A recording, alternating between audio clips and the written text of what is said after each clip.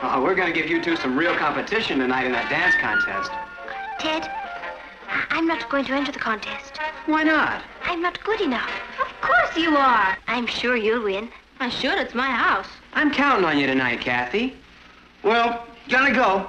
Come on, Ted. See you tonight. And don't get too tired. Practice sitting out a few. That's more fun. Bye. Bye. I'll see you tonight, Kathy. Goodbye, Ted. Imagine you not knowing the Hammer. If my father were a foreign correspondent and I traveled all over the world with him, I'd know every dance there was. Father and I went to the ballet quite often. I'll bet. I've never been in a dance contest before. I'm a bit nervous. It's just a bunch of kids coming over for some laughs. It's nothing to be nervous about. I wish I had your confidence. You're not afraid of anything.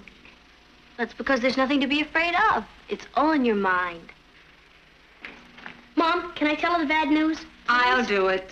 I just spoke to the doctor. I made a 4 o'clock appointment for you today. For what?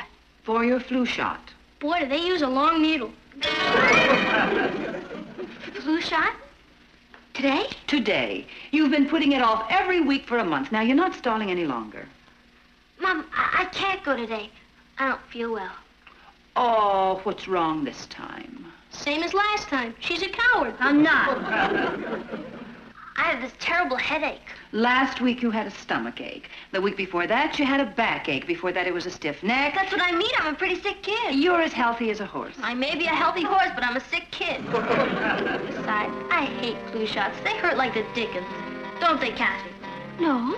Who asked you? Mom, I can't get a shot today. I'm giving a party here tonight. No shot, no party. You better get started. You know, that needle must be a foot long. Out! I wish I could watch. Kathy's lips everywhere, from Zanzibar, Square.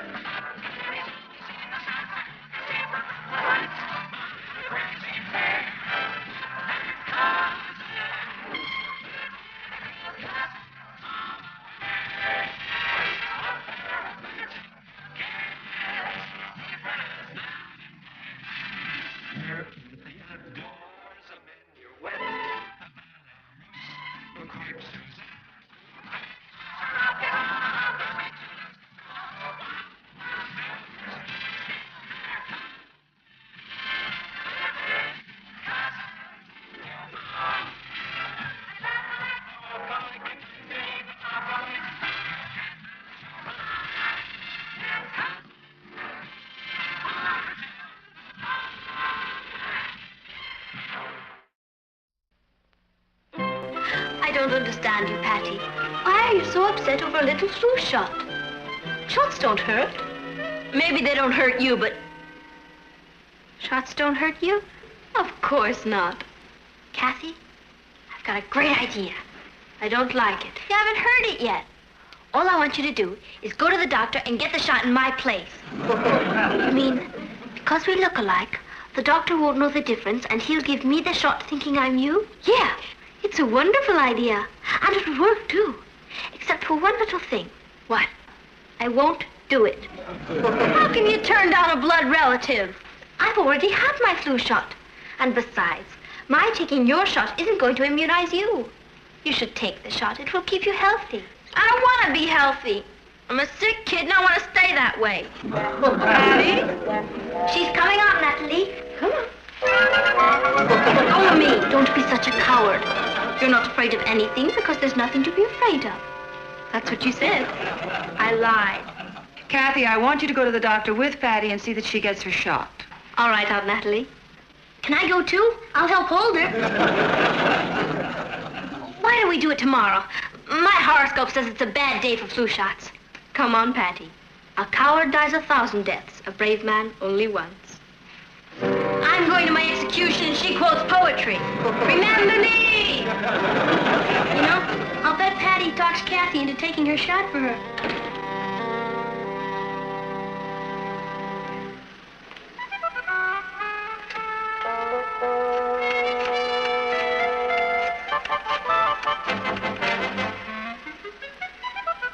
Dr. Williams, please. This is Natalie Lane. Hello, doctor. No, she's on her way. I just called to warn you.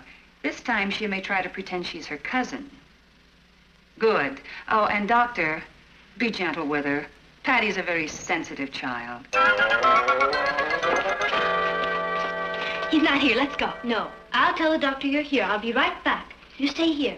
I'm too sick to see a doctor. You heard what your mother said. No shot, no party. Sit down there.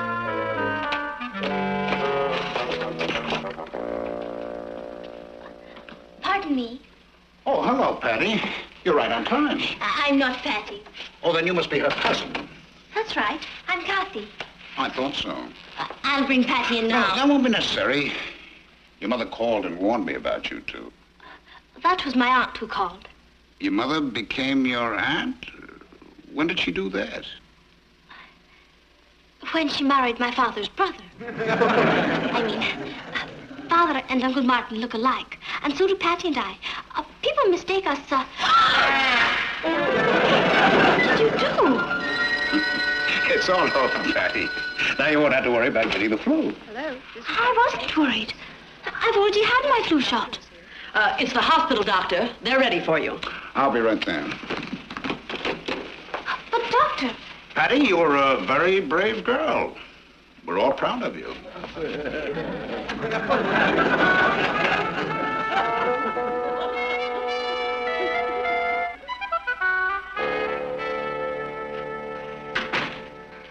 How do you feel? Fair. Are you going to tell your mother what happened? Of course I will. Sometime in the future. Are you going to get your shot? Of course I will. Sometime in the future. All right, all right. I'll go tomorrow, I promise. Only, in the meantime, let's not say anything to Mom. She's kind of, well, you know how old people are. I didn't hear you come in. Did you go to the doctor? Yes, ma'am? Did you get your flu shot? Yes, ma'am. How do you feel? Great. You see, I'll bet it didn't even hurt. I can honestly say I didn't feel a thing.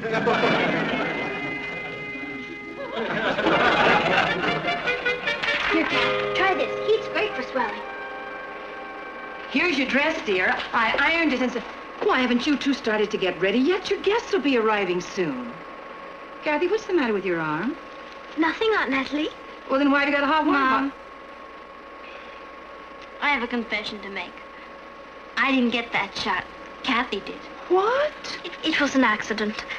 I went in to tell the doctor that Patty was there, and he thought I was Patty, and before I knew it, ouch. Oh, you poor baby. I'm fine, really. No, you stay in bed.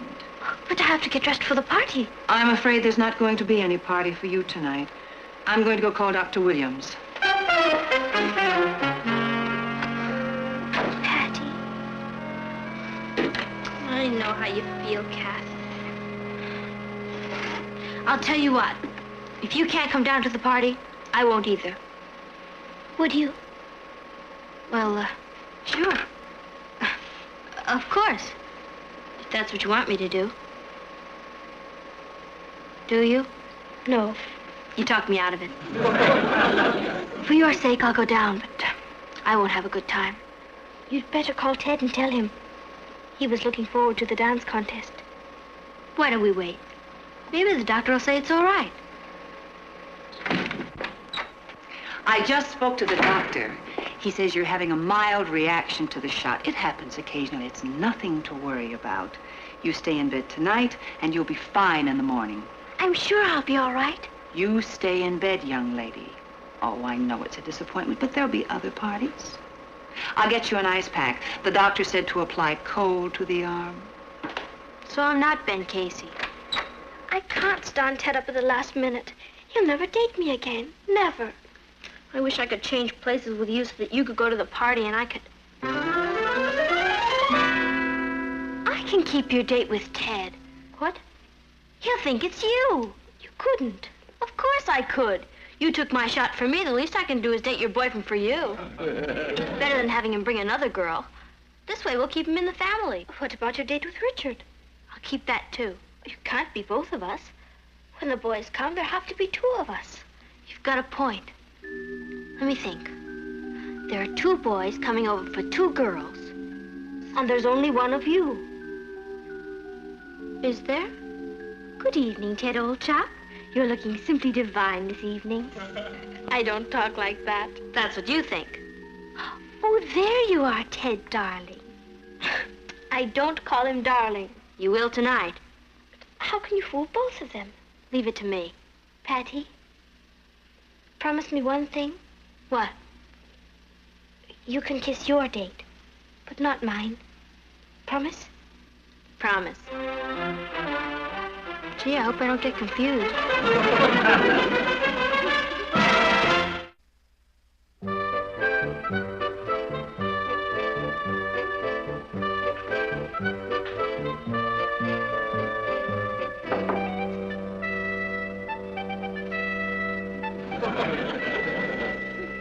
How do I look? Lovely, darling. You look like your mother did when she was your age. It brings back memories. It wasn't that long ago. You remember the first dance I ever took you to? Yes, it was at Jean Ann Dockstetter's house. That's right. You wore a new blue pinstriped suit, That's right. and you danced every dance with Jean Ann Dockstetter. That's wrong. I know, but you did it anyway. They were shaking the shimmy, and she had more to shake than I did. That's right. You two aren't going to start reminiscing now, are you? I thought you liked to hear about the Stone Age. I do. Only my guest will be arriving any second. All right, darling, the Flintstones are leaving. Ross is sleeping out tonight, and Mrs. Crown is coming in to supervise the party. Please don't give her a hard time. We won't. Have fun. We will. Come on, Ma. Paul? Bye.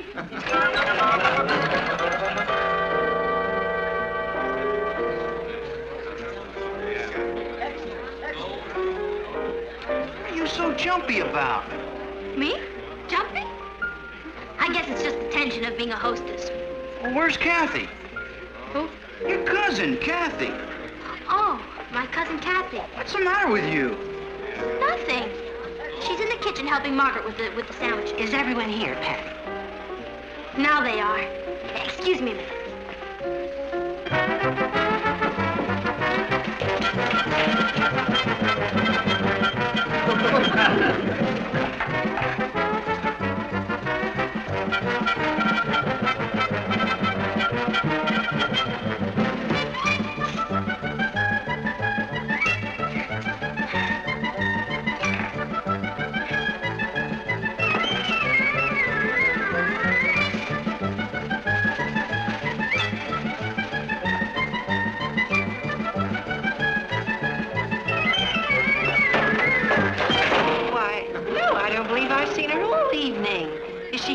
Sure, she's in the kitchen making sandwiches. Oh, here she is. Hello, Kathy. Good evening, Ted.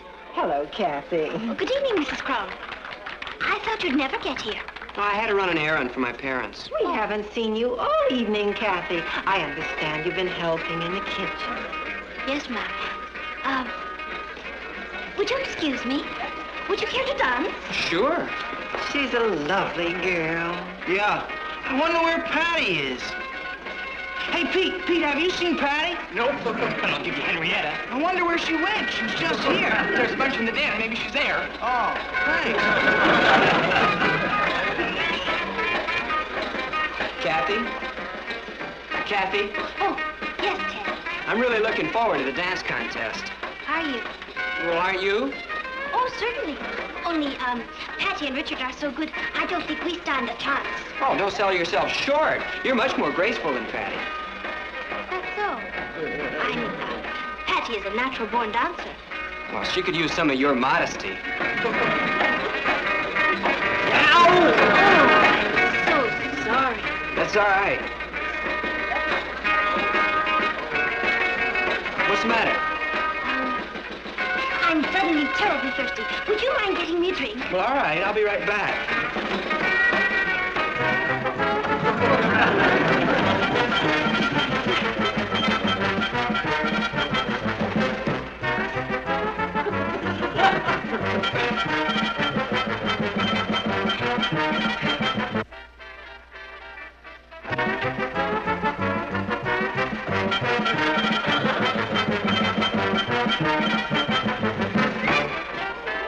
Mary, have you seen Patty? No, why don't you ask Kathy? I just saw her with Ted.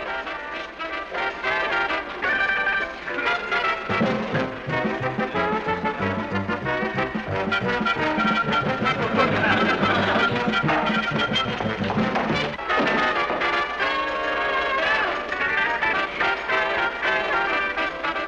have you been? I've been looking all over for you. Where have I been? I've been looking all over for you. Let's dance. All right. Can we dance a little faster, please? If you say so. Is this fast enough? Hey, Patty, have you seen Kathy? Oh, hi there, Teddo. I think she's in the hall. Thanks. She's thirsty. What are you stopping for? Excuse me, Richard, I have to powder my nose. In the middle of a dance?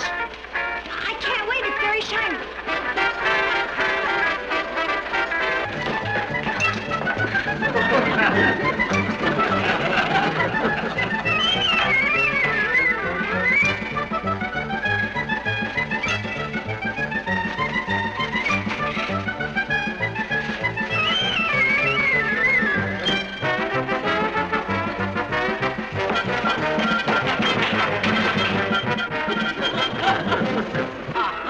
Here's someone who can prove my point.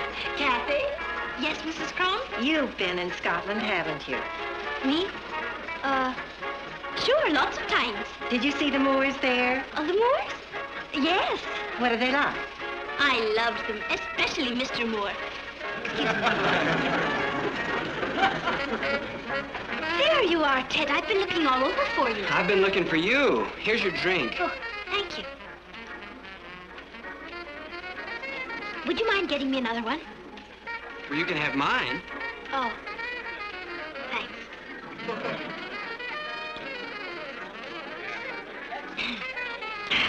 My, that was good. Can may I have another one? Well, can't we sort of be together for a little while? I think it might be a good idea if we mingled.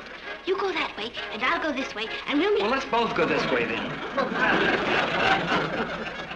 I haven't had a chance to tell you how pretty you look tonight. Thank you. Well, you're the prettiest girl at the party. I think Patty's prettier. Are you kidding? She doesn't hold a candle to you. Who says so?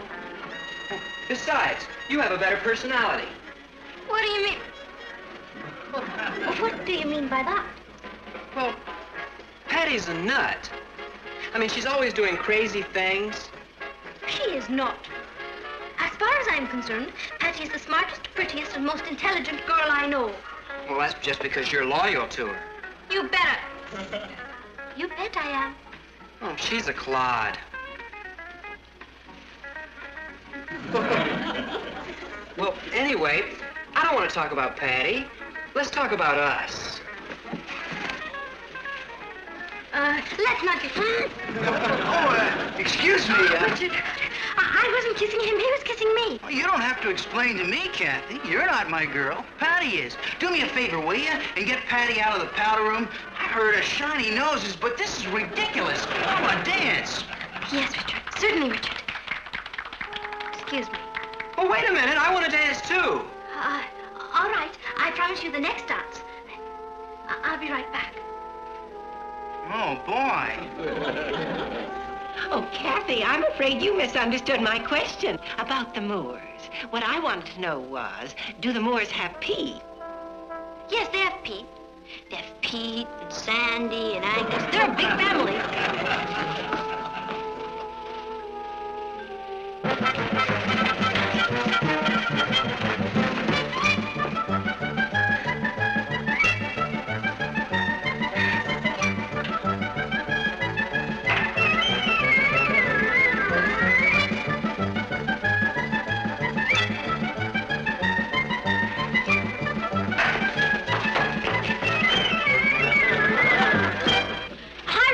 Said you wanted me. It's about time. I might as well have stayed home. I'm sorry. I got to talking to some of the girls. Boys and girls, we're now going to have the dance contest.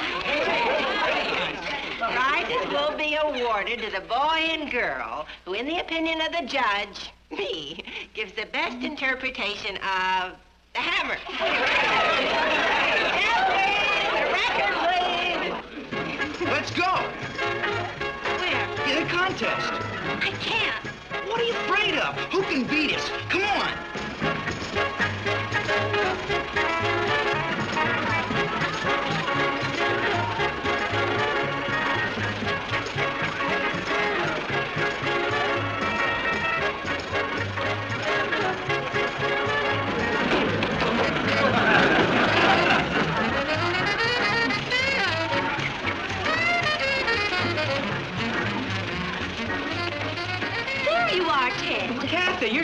keep track of. Good. I mean, I wouldn't want to be underfoot all the time. Well, let's go. What are you doing? We almost missed the dance contest. I can't enter the contest with you. You just did. Don't worry, we're gonna win.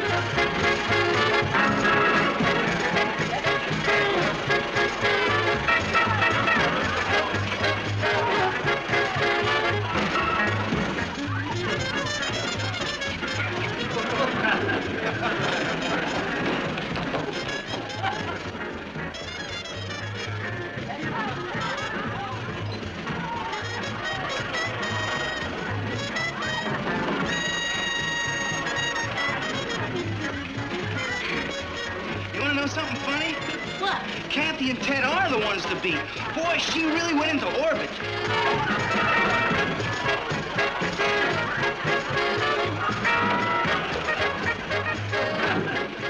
I told you they were the ones to beat.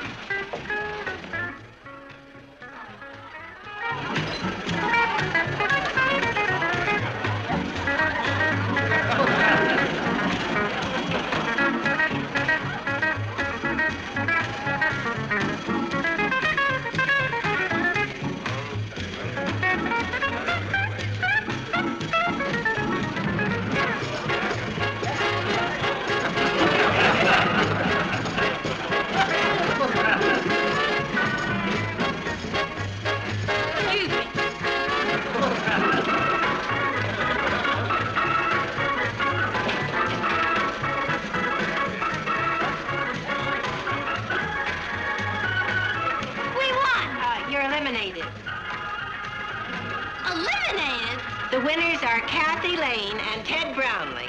That's ridiculous. She has 2 left feet. Don't be a bad sport. I will be a bad sport. I don't mind losing, but not to her. She's a waltzer. Hey, where is Kathy? I'll get her.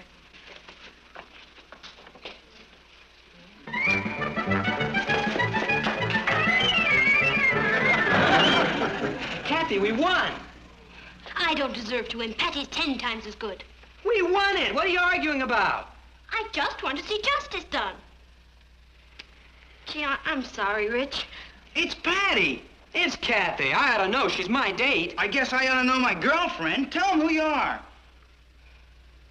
I'm Patty. I'm Tatty. Stop clowning around. Come on, I want to talk to you. Hey, let go of my date. She's my date. She's mine. Wait a minute, Philip. Wait a minute. I can explain. It's all very simple. Well, not really simple. You see, I went to get a flu shot, and Kathy got it instead, and she got sick, and I'm not feeling too good myself. No, wait a minute. Hey, Bud. what? Wait. No, wait. And then both boys started dragging me off. It must have been a terrible experience. Oh, it was. And when we got outside, they started swinging at each other. I had to break it up. Finally, I explained, but I'll get it. Hello. Hello, Kathy. Hi, Kathy. Hey, Patty told me you were sick last night. How do you feel now? Oh, I'm much better, thank you. Where's Patty? She's inside.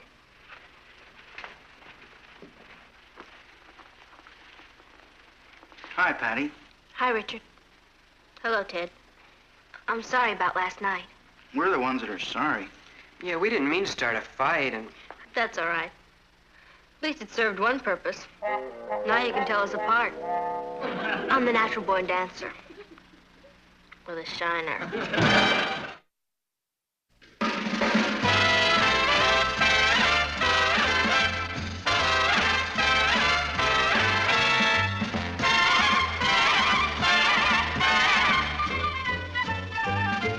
Here's Kathy, who's lived most everywhere, from Zanzibar to Berkeley Square. But Patty's only seen the sights a girl can see from Brooklyn Heights. What a crazy pair, but they're cousins, identical cousins, and you'll find they laugh alike, they walk alike, at times they even talk alike. You can lose your mind when cousins. I'm not interested in the Starsville bit.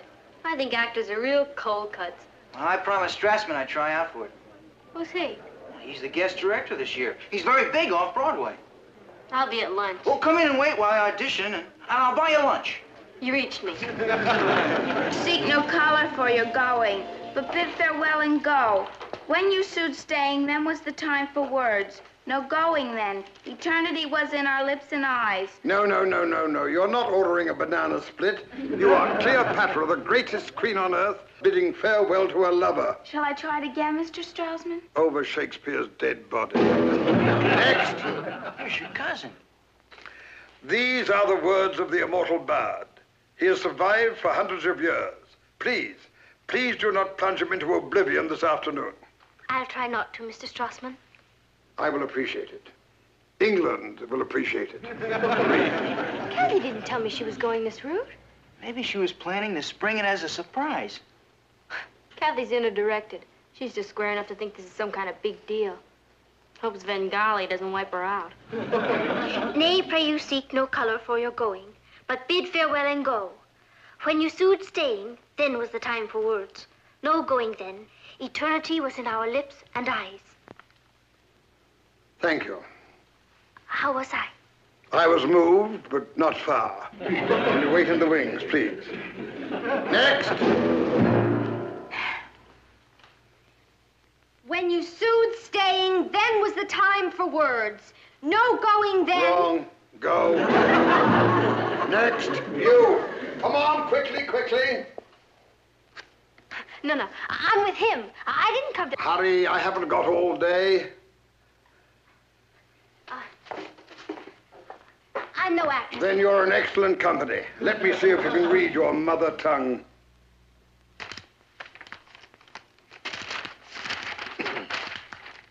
Nay, pray you seek no color for your going, but bid farewell and go. When you sued staying, then was the time for words. No going then. Eternity was in our lips and eyes, bliss in our brows bent. None our parts so poor, but was a race of heaven. They are so still, or thou, the greatest soldier of the world, art turned the greatest liar. That's what I want. That's it. You are Cleopatra. Me? You're raw, but you have fire. I've never heard a reading just like that. You have a spark that burns with honesty and glows with passion. You are an instrument that I can play upon, a clay that I can model. I never acted before. Oh, good. When I was in Hollywood, I directed dozens of... You directed in Hollywood? Well, I was an assistant director, actually, but it's the same thing. I worked with all the great stars. Garbo, Barrymore, Rin Tin Tin. What about me? Yeah, what about her? She's the talent in the family. Yes, I'm the talent in the family. You are sisters? Cousins. Well, you can play Iris and understudy Cleopatra. Understudy? Why don't you let me play Iris and Kathy play Cleopatra? You have captured the essence of one of the most complex characters in the theater, and the thought behind it. You are instinctively a method actor. I can almost see your mind working. Tell me, what was in your mind when you said, no going then, eternity was in our lips? Lunch.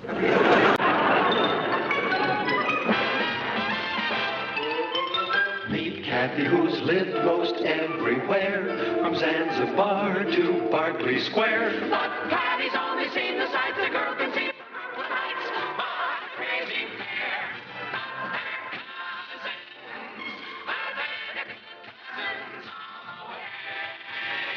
A pair of matching different night and day. Kathy adores a minuet, the ballet russe from Queen Suzette.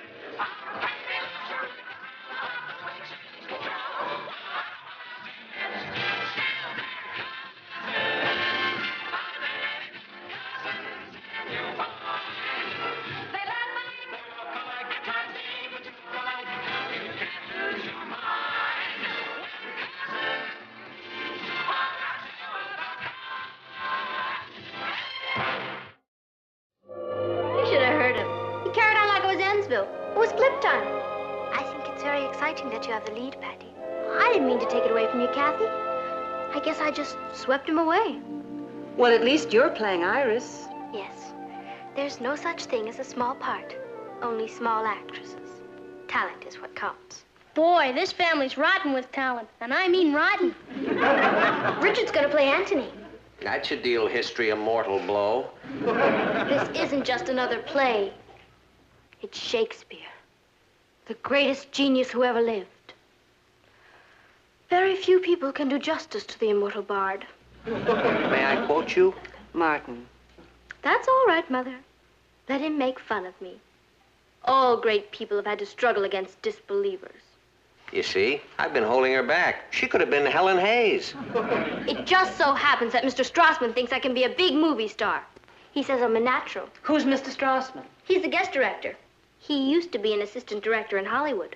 An assistant director? You'll excuse me, I must rehearse now. In praising Antony, I have dispraised Caesar.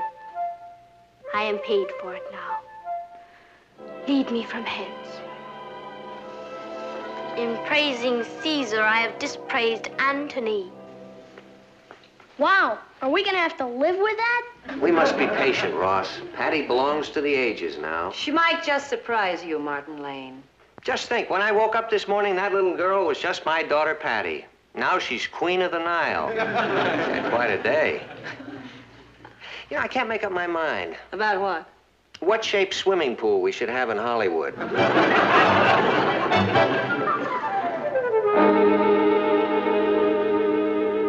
Alack, our terrene moon is now eclipsed, and it portends alone the fall of Antony. I must stay his time. To flatter Caesar, would you mingle eyes with one who ties his point? Not know me yet. Antony, you follow her. And remember, bathe the stage in colors. I want to see the reds of passion, the blacks of hatred, and the magentas of jealousy. I feel like a rainbow. Now go on, suffer. Together, with my brave Egyptians all, by the discanting of this pelleted storm, lie graveless, until the flies and gnats of the Nile shall bury them for prey. Bravo. Well, let our mamas rest a while. Did I suffer enough? I was moved. She sure is great, isn't she? I bet she'd really have a chance in Hollywood. Don't you think so, Mr. Strassman? Hollywood is a city without a gate. It has no entrance. And the walls are so thick that the cries of talented people screaming to get in are unheard by the Philistines inside. What does that mean? It means that motion picture studios don't cover high school plays. If you could get them to this one, I bet she'd melt their neons. Like hi. I'll bet Eleonora Juza never said like hi. Of course not. She was prehistoric. Well, you all set for the big opening Friday? It's a slide. You sound pretty cool about it. Don't you have any stage fright? Great actors don't get stage fright. Seems to me I read somewhere they did. We don't. Well, it's nice to get it from the horse's mouth. Daddo, working on a newspaper must be a real blast. Well, we're not as glamorous as you show people, but it's a living. It's more than a living. It's life. I mean, when you sit behind your desk, you hold the pulse of the world's heartbeat in your hand. I do. I didn't know you were interested in the world's heartbeat. To develop as an actress, you must develop as a human being. Be interested in all the songs of life. Is that Shakespeare speaking or you? It's me. The real me. What is the real you trying to say? Simply that I'd love to come down and see the newspaper sometime. You've been to the office. No, I meant the whole paper. You know, the printing press and everything. I may owe your Mr. Strassman a big fat apology. When would you like to go? Now. Hi there. Where in the world have you been? Down at the Chronicle. Ever seen a linotype machine? It's a review of you and Cleopatra. But it hasn't opened yet. Listen to this. But Jack, I have never seen a young actress with the fire and vibrant personality of Patty Lane. The enclosed review will give you some idea. I recommend that the studio sign her before someone else grabs her. You can see her Friday night bringing her magic fire to Cleopatra at the Brooklyn Heights High School. It's signed Lou. How do you like it? It's great. Who wrote it? I did. Then who's Jack and who's Lou? Jack is Jack Warner, And it doesn't matter who Lou is. but won't Jack want to know who Lou is? I'm not sending this letter to Jack Warner. I'm sending it to Dory Sherry with a copy of the review I wrote about me. Doesn't Dory Sherry have his own picture company? Sure. You're writing a letter about you to Jack Warner, and you're mailing it to Dory Sherry. Right. I don't get it. I'm afraid I don't either, Patty. Simple. Hollywood's a city without a gate. You can't just walk in on the Philistines. You have to use some imagination. Ever read about the fall of Troy? They used a wooden horse. Now I get it. She's going to use a wooden actress.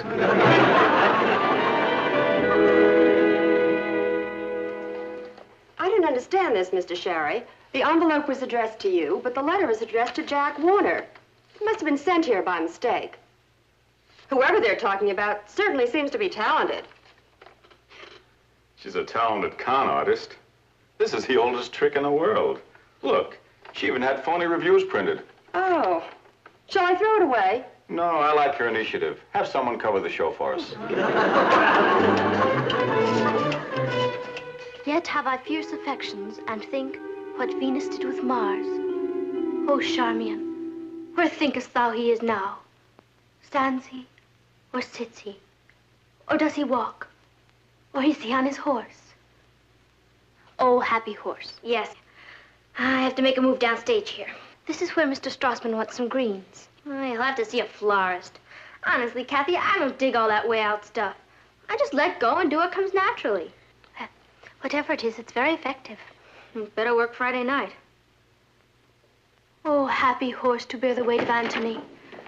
Do bravely, horse. Cleo, Mom says to tell you soup's on. I simply cannot work with these constant interruptions. I must be let alone. Do you want me to tell Mom and Dad to move out of the house? Nobody appreciates what a terrible strain we artists go through. Let's eat. Child. All right, let's start from the beginning of scene 3. All right. The seats in 8 seats, second row center, are put aside for opening night. Oh, but I'm afraid the whole second row's been taken by the faculty, sir. Well, get them back. All the picture studios are asking for tickets. I can't understand it. They say that even Dory Sherry himself might be coming. Maybe he's heard of my work. Hey, where are the girls? Patty's in the kitchen rehearsing. Kathy's cueing her. They gave me a preview. Patty's surprisingly good. Boy, that's a mother's love. She has a natural acting talent. Oh, she gets that from my side of the family, my Uncle Ben. He was a used car salesman. I don't know about your Uncle Ben, but Uncle Dory Sherry's interested in her. He's ordered 4 tickets for tomorrow's opening. The Dory Sherry? That's right. Somebody wrote to him about Patty. Wonder who that could have been. Martin, what if Patty decides she really wants to be an actress? We'll send her to a good psychiatrist. Patty, would you like some hot chocolate? No, thank you, Mama. I have to watch my figure. Cleopatra didn't. How do you know? She was before your time. I've seen pictures. I just came in to say goodnight to all you dear, sweet people. Well, good night to dear sweet you. I want to let you know that no matter what happens after tomorrow night, I'll never forget any of you. That's a very comforting thought. And we will never forget you. Are you planning on running away? After tomorrow night, you may all be in for a big surprise. But no matter where I go, I'll take you with me. Good night. I bid you fond good night. Dream sweet until tomorrow brings the morning light.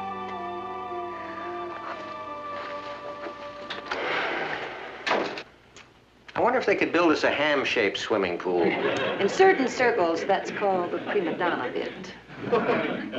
You know something, Natalie? I really admire her. I mean, she didn't go after that part. They came to her. But she's really worked at it. She rehearses night and day. And I think it's begun to broaden her interests. When we went down to the newspaper, she spent the whole afternoon in the composing room. Yeah. Good night, folks. Patty's going to be good tomorrow night. Good. She's going to be a smash. Kathy, will you pass me the syrup, please? Good morning, group. Good morning, dear. Good morning, Uncle Martin. Hey, where's Patty? She's getting dressed. She overslept. Now, there I was, so nervous that I couldn't close my eyes all night, and Patty overslept. Well, you really have to hand it to her. Most kids would be in a state of panic if they knew Dory Sherry was going to be out front watching tonight. There's our little star. Good morning, darling. Good morning, Patty. Hi, sis. Hi.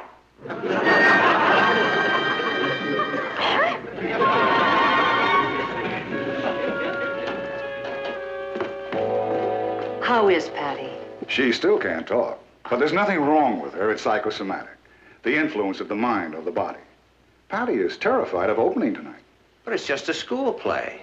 Well, apparently she has a feeling that a great deal hinges on it. She has a fear of failing. And the easiest way for her not to fail is not to put herself to the test. So her larynx simply refuses to function. Why don't we try putting her in front of a telephone? Martin, Oh. there must be something you can do. There's nothing to worry about, Mrs. Lane. This condition will go away the moment her fear goes away. That would be too late. The show opens tonight.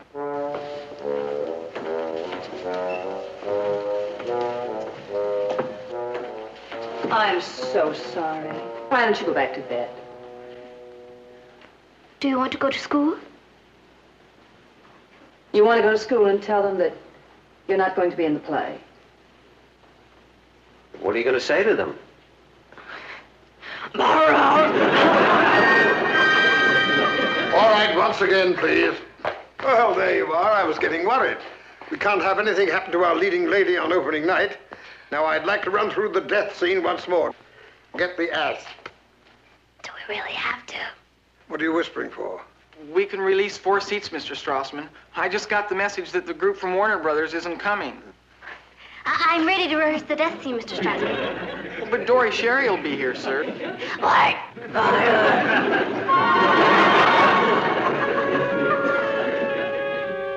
I feel disloyal taking your place, Patty. You should be on that stage tonight. Well, that's show business. There'll be other shows, dear. Sure there will. Gee, I'm sorry about this, kitten. Are you sure you're going to be all right here alone? Dr. Lewis wants you to stay in bed and gargle every hour. We'll be back just as soon as the show's over. Don't worry, Patty. You just relax. Know that I'll be right there, doing the best I know how. I won't be as good as you, of course, but the audience won't be disappointed. I mean, Cleopatra will be on that stage tonight. I want to wish you all the luck in the world. I'm getting my voice back. I can play the part. You'll see Dory Sherry. There. Shall we get the show on the road?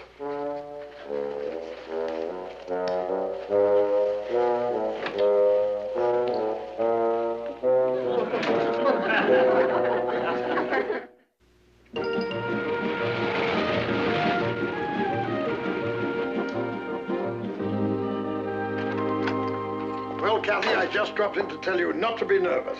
I'm not. Oh. Well, you'll be fine. But just remember, speak up. Ringing tones. Not now to hear thee sing. Not now to hear thee sing. Well, that's the general idea. And remember the colors. I'll try. All right, break a leg. Break a leg. Not now to hear thee sing. Not now to hear thee sing. Not now to hear thee sing. Oh. Hello? Oh, hello, Mr. Castle. No, they're not here. They went to the theater. It's our annual school play. I was supposed to star in the production of Antony and Cleopatra. Can you hear me? You can? Thank you. Bye. Not now to hear these things.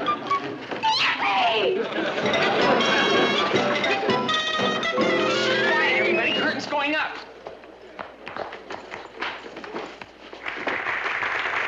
Nay, but this dotage of our generals o'erflows the measure. Those, his goodly eyes, It's a shame Patty had to miss this. But Kathy's very good, isn't she? She's a real actress. Her father will be delighted. Patty will kill herself.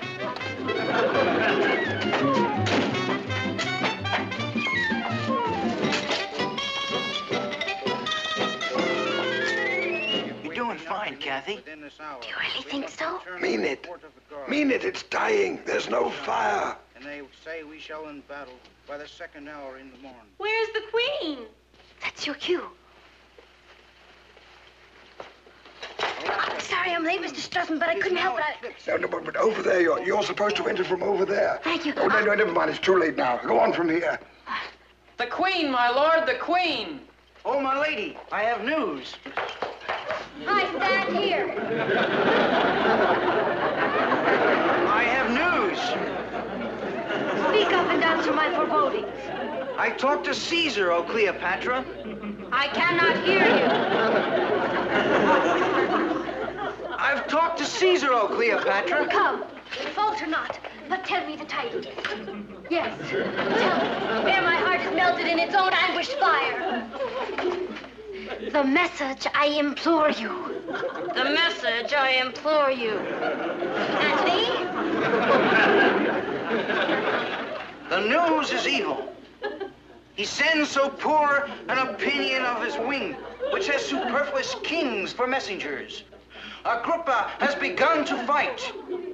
Caesar's will is that I shall be taken alive. Oh, Anthony. How heard you this? Secured for me this message, written in the greatest of secrecy.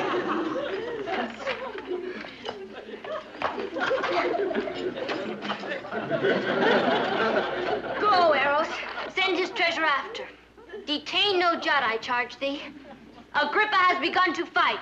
Caesar's will is that Antony be taken alive. That is verily what it says. Go to her and comfort her, my lord. These arms shall await your return. So shall these. I am finished with thee, with both of thee. I bid you adieu. Give me my robe and my crown. I have immortal longings in me.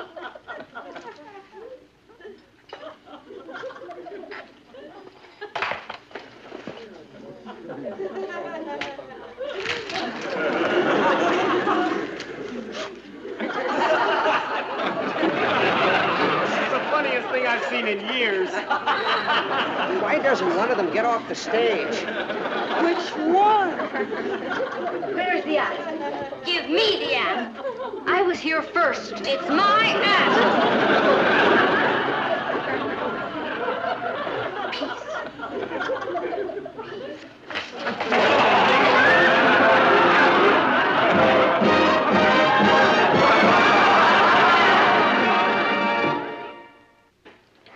It's all my fault.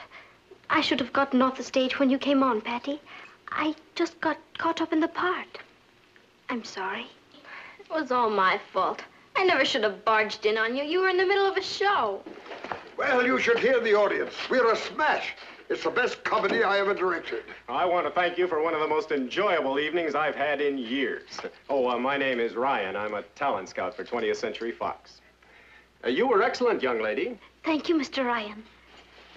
But you, you were sensational. Her name's Patty Lane. L-A-N-E. She's my sister. She's our daughter. Oh, well, you must be very proud. I think you've got a movie star on your hands. We have a picture coming up with a part that's perfect for you. You can come in tomorrow with your mother and father and discuss contracts. What do you say to that, Patty Lane?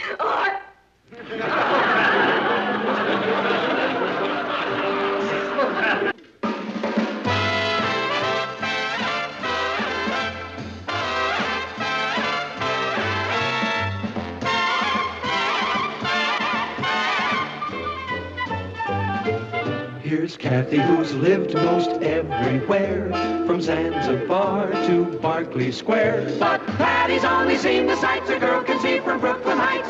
What a crazy pair, but they're cousins, identical cousins, and you'll find they laugh alike, They walk alike, at times they even talk alike. You can lose your mind when cousins.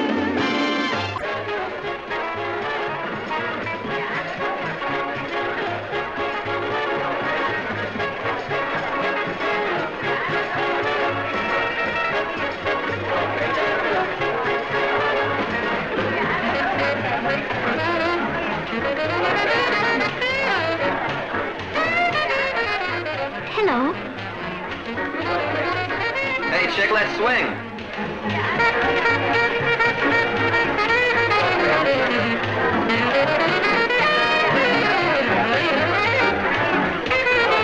What's the matter? Kath hasn't danced once all night. Well, maybe she's anti-boy. No red-blooded girl's anti-boy. I'm really looking forward to the concert tonight. Yeah, neither am I. Why can't we stay home tonight? It's our house. Because Patty's entertaining and she doesn't want the Flintstones around. Maybe we could get a visitor's permit. Fine, then we could do that then.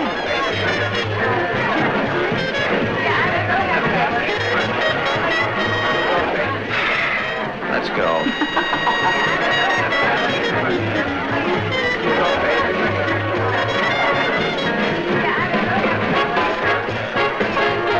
Mary couldn't make it tonight, but I'm used to this. I always wind up with a dog.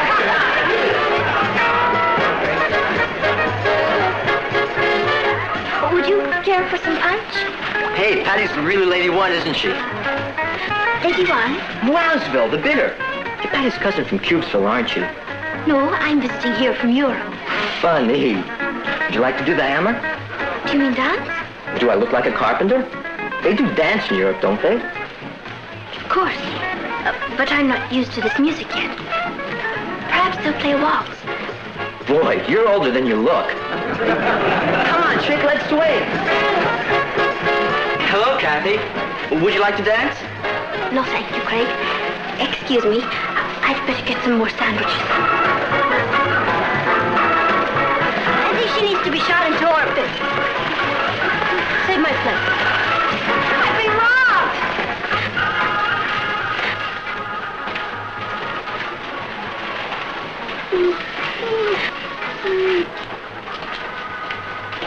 Hello, Tiger.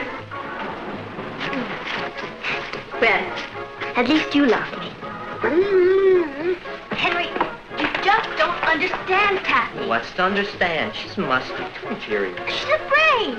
I'll clue you. Who needs a girl who's best from the neck up? Kathy's not just an ordinary girl. She's traveled all around the world. Her father's a foreign correspondent. And the only reason she's living with us now is because he wants her to finish her school here. Kathy's a genius. Why, if she wanted to swing out, she could be a great scientist, a brain surgeon, a lawyer. Spy for the FBI. I'm not asking you to marry her. I just want you to pay some attention to her. I'm not a philanthropist. Get someone else to water your wallflowers.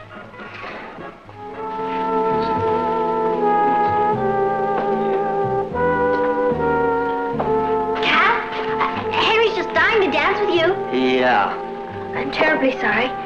I just got this sudden headache and I'm going to bed. But it's chow time. I'm not very hungry. I am. Let's eat.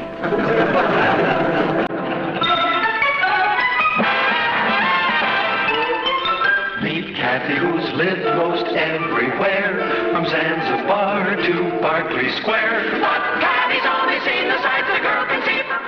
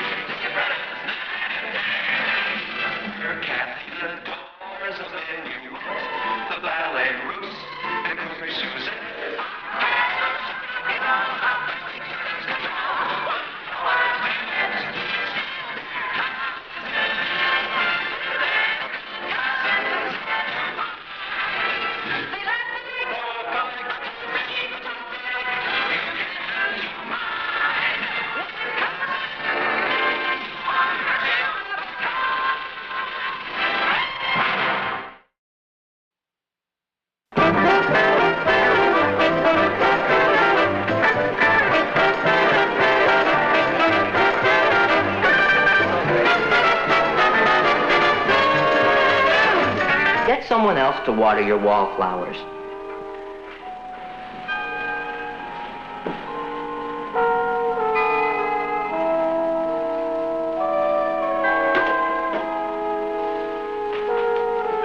Hi, Kathy. Can you have chow with me, and then we'll cut it and cool it and make the big scene? Later, Pound Cake. I've got to dig Kathy. She's Lady One, Wowsville. Kathy, I've got 2 front row seats for the latest hit play.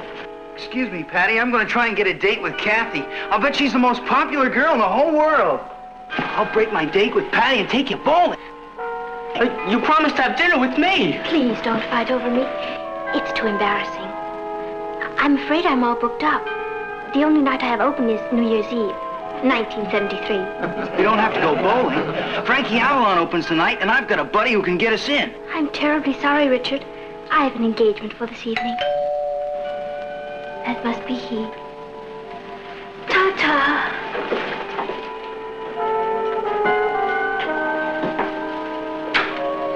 I'm ready, Pound Cake. Kathy, you're the dream. It's Frankie Avalon. A Venus de Milo with arms. Down, beasts. Another time, perhaps. Bye. Bye.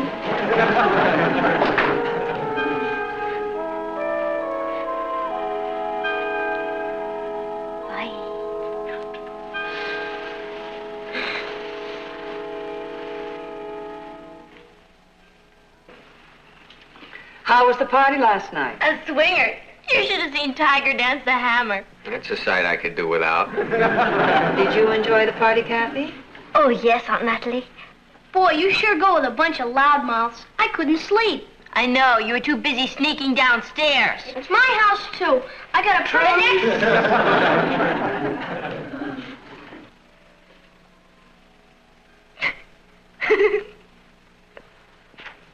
Did you like the little joke in my editorial? I'm not reading your editorial. That figures. May I ask what you do find so amusing? Aunt Jane, listen to this. Dear Aunt Jane, my boyfriend is a musician, but he's very shy. How do I get him to kiss me? Here's her answer. Pretend you're a saxophone. Who's Aunt Jane? She writes a know-how column for tight pants and sweets. What? He's and hers. If you're not making it with your jack-o'-lantern, you gotta, like, swing with the Aunt Jane scene. You dig? I'm sorry. She tries to help teenagers, Kathy. Actually, she gives pretty good advice. Her jokes are pretty bad. Of course, what really bothers me is that Patty laughs at them.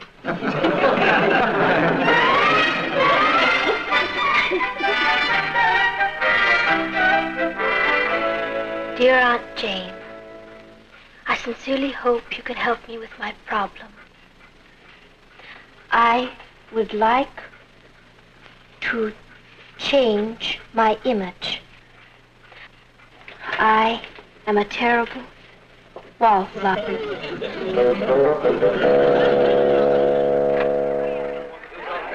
I've had wardens in my time, but old man Millhouse is a monster's monster. Oh, he's an excellent teacher. I believe... Just what we need, an excellent teacher. I bet he gave us that extra Latin homework just so we missed the basketball game. With a teacher like him, you don't have to bother studying. You've already flunked. Where will we work? In the kitchen. At least we can keep our strength up. Come on, Cat. I'll be along in a minute. Okay, later.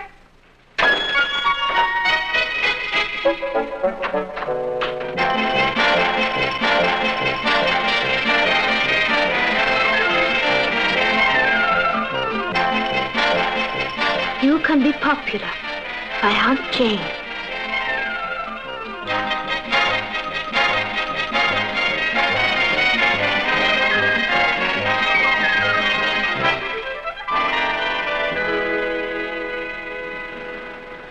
Anyone can be popular, but there are certain rules that you must follow. Are you willing to do this? Oh, yes. There are a few simple tricks that will help you. For instance, when you are with your date and you find yourself tongue-tied, smile. Wider. Rule 1. Popular people are generous people. They give of themselves. Offer to help your friends. Yes, I'll do it right away. You're a smart boy.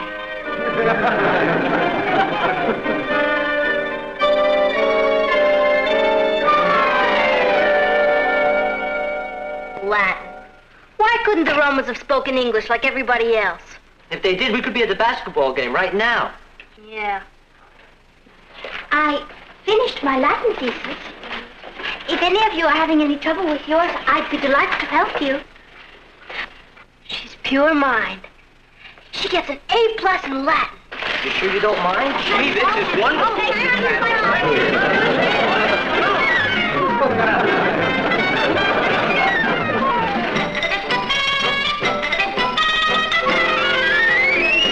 Rule 1. Offer to help your friends.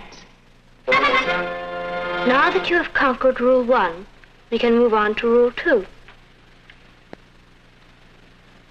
You have proved you are generous, and it worked out fine, didn't it?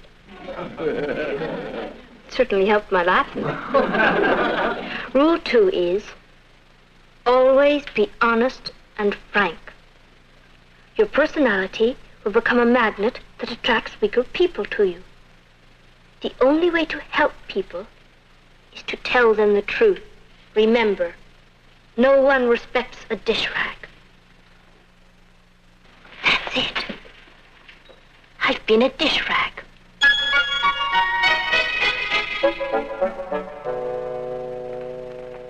Hi, Kat. Hello, Uncle Martin. A letter from Father. Oh, really? Mm-hmm. He's in Paris. I'm home. Hello, Aunt Natalie. Hi, Kathy. Patty. Hi, Mom. I was worried about you. The gridiron dinner starts at 7 o'clock. I'm sorry I'm late. I stopped to pick up my new dress. How do you like it? Very smart. Sleeky. It's very... Aunt Natalie, would you like me to be honest? Certainly, Kathy. I feel it makes you look a bit heavy. Well, it's important to be honest and frank. It's the only way to be helpful. Of course. The color is wrong, too. It's too young for you.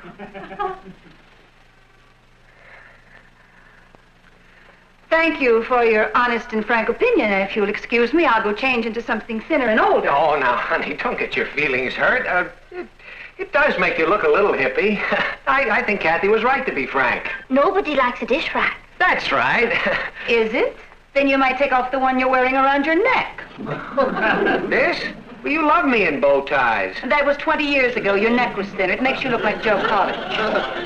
Why didn't you tell me this before? You never asked me before. Well, Natalie, Don't, folks. Don't let's start an argument. As long as it's Truth Day, young lady, I'd like to tell you about your irritating habit of constantly interrupting. I was only trying to In fact, stop. your manners in general could stand a great deal of improvement. Excuse me. Yeah, excuse me.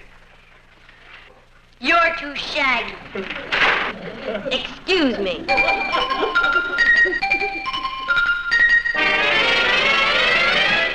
I only followed Rule 2.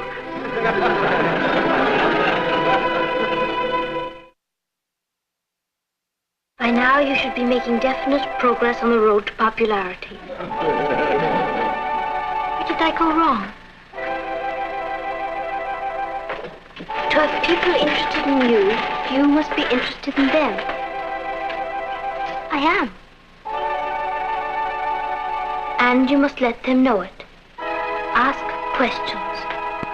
Nothing flatters a person more than to be asked about himself.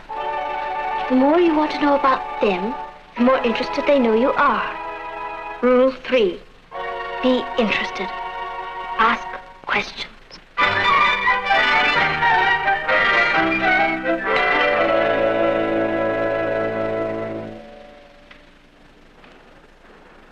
Hello, Craig. Hello, Kathy.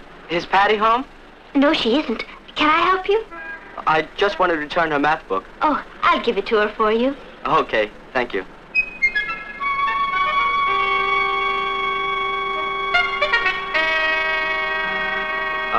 I never did thank you for helping me with my Latin. That's all right. It was really nice of you. Well, I mean, you don't find many girls who go out of the way to help you with your Latin. I was glad to do it. You're a very unusual girl, Kathy. Am I? Maybe it's because you were brought up in Europe. But you're awfully continental. In a nice way, I mean. And you're very honest. Rule 2. What? I make it a rule 2. Oh. I mean, nobody likes a dish rat. I never thought of it like that.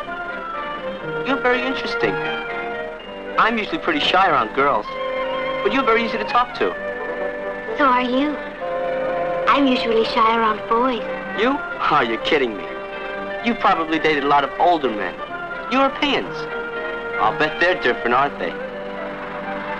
They've had more experience, but they've been at it longer. Yeah.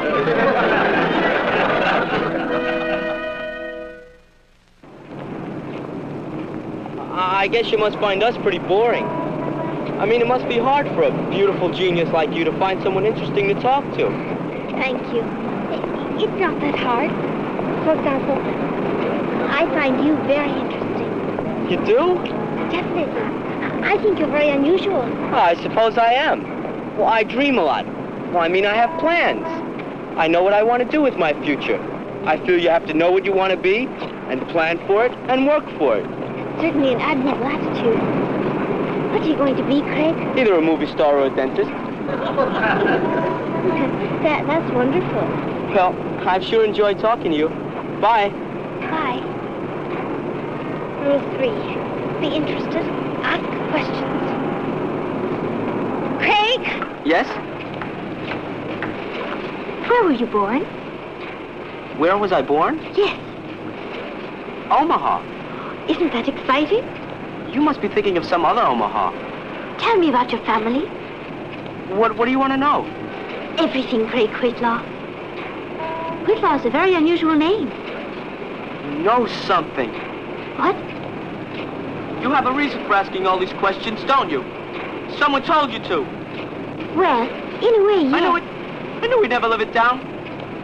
Okay, my Uncle Harvey's a bigamist. That's why we changed our name and left Omaha. But it's no use.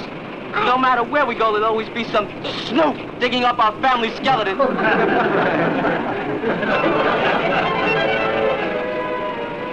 Be interested. Ask questions.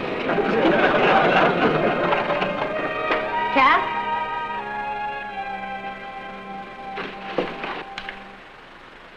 Cap? Don't you want any dinner? What's with Thorne? Me, in everyone's side. I'm going to be the youngest old maid in America. Holy moly. You can be popular. No, I can't. Even Aunt Jane couldn't help me. Only 3 lessons and everybody hates me. Some people are just meant to be wallflowers. Perhaps I'll be a lighthouse keeper. You're no wallflower. Why, you're the smartest girl I know. That's not what counts. Not with boys. And boys are what count. You're smarter than I thought. But you can't be a wheel by reading a rule book. That's fakey. If you want the monster to dig you, you have to light your own scene. Don't be dual. Dual? Don't you speak any English. Be yourself. When I'm myself, I'm by myself. You have to work with what you've got. What have I got? That's what we're going to find out. It should be easier. You've traveled all over the world. I could talk about the Louvre or La Scala. That's how you wind up being babysitter to a lighthouse. It's no use. Dancing's always a good gimmick. I mean, you start out with the boy's arms around you. I can waltz. Marvy, is that the only dance you know? I don't know any of the latest dances, except for some Zambezi tribal dances Father took me to in Africa. They were quite interesting. Great. I've got a Zambezi tribal dance around my hands. Of course, I don't have the downbeat, but the rhythm goes like this. You're in orbit! Well, Zambezi people are river people, and they start by pulling in their boat. And then they inspect the nets. Cuckoo. Isn't that wild? And then they push the boat to the river.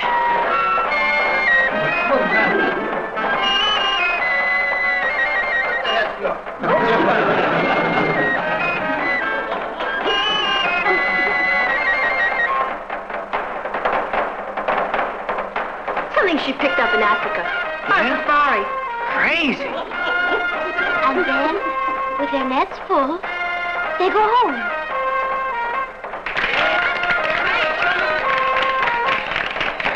Kathy, show me this part again. Oh, well, that's pushing No, down. show me this one. Oh, well, now let me see. How about this part? Pushing the boat and then rowing it. No, how about this one, Kathy? Show me. Why don't we all learn it together? Let's start with pushing. It's an authentic African tribal dance. Yeah? And then... Boy, I really dig that exotic bit. Let's try it. No, I gotta get some pointers from Kathy.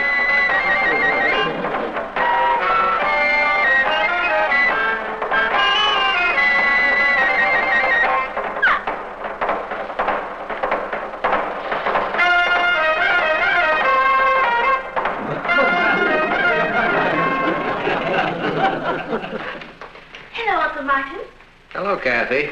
I'm sorry I'm late. Craig and I stopped at the library. You've had half a dozen phone calls. The messages are on the table. Thank you. That is a lovely dress, Aunt Natalie. This old thing, why, it's 5 years old. It's very becoming. It makes you look so slim. Thank you. I don't know how long this new phase is going to last, but I like it. I read your editorial today, Uncle Martin. It was brilliant. Let's not overdo it. I'll give it to Aunt Natalie. Hello? I told you not to call me. We have to be careful. I can't talk now. Please, don't you understand? I can't talk now. If you don't mind, I think I'll split. Suddenly I have this terrible headache. I think I'll get in the rack. Say hello for me to whoever it is. She's gone, Richard. I can talk now. Oh, no. Tomorrow? Certainly. I'll meet you after biology class at the gym. Mm-hmm. Oh, you'd better make it around back so she won't know. Fine. Good night. You're, seeing Richard? I was trying to think of a way to repay Patty for being so wonderful to me. So Richard and I are planning a surprise party for her. Won't she be thrilled? I know I am. Dear Aunt Jane, I have this terrible problem. My cousin is a rat.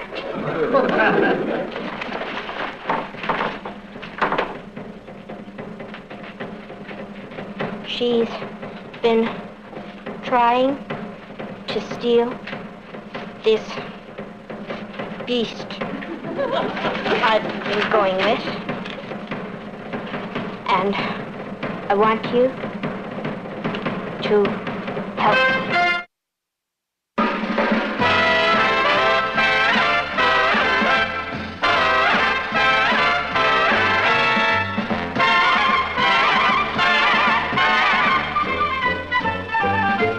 Here's Kathy, who's lived most everywhere, from Zanzibar to Berkeley Square. But Patty's only seen the sights a girl can see from Brooklyn Heights. What a crazy pair, but they're cousins, identical cousins, and you'll find they laugh alike, they walk alike, at times they even talk alike. You can lose your mind when cousins. To your mother, even if it's goodbye. I'm sorry. I'm busy throwing Richard away. Bluebeard. Man trouble? Richard's not a man. He's a two-timing, double-dealing wolf. And you know something else? I couldn't care less. I'm glad it doesn't bother you. Do you know who he's taking ice skating Saturday?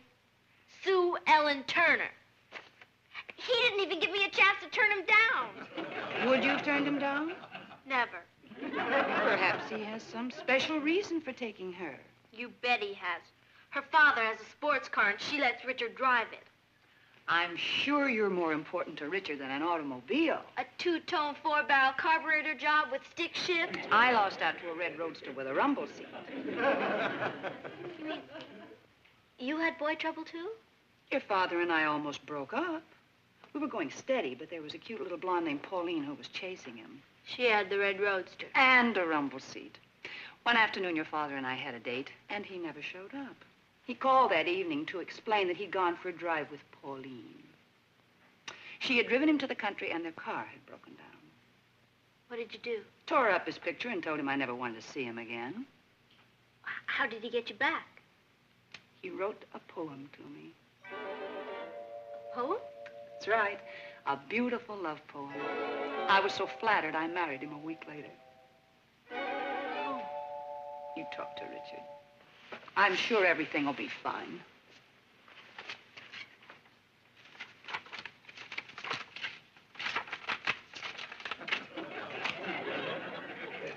Poem.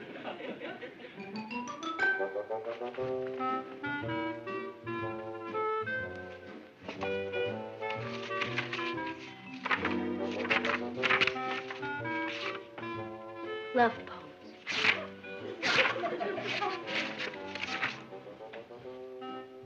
When Love Has Gone, by Charles Worth Remington. When love has gone, love has gone. The skies cry bitter rain. The skies cry bitter rain.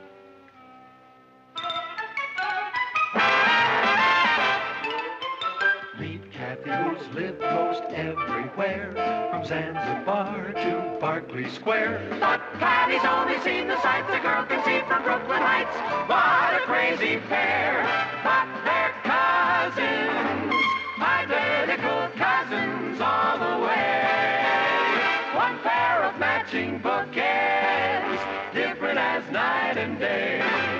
Where Kathy adores a minuet, the ballet russe, and crepe Suzette. Our Patty loves to rock and roll, a hot dog makes her lose control. What a wild duet, still they're cousins, identical cousins, and you find they laugh alike, they walk alike, at times they even talk alike.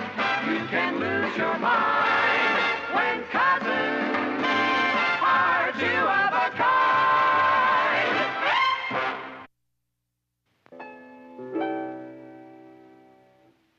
Well, that's lovely, Kathy. What do you call it?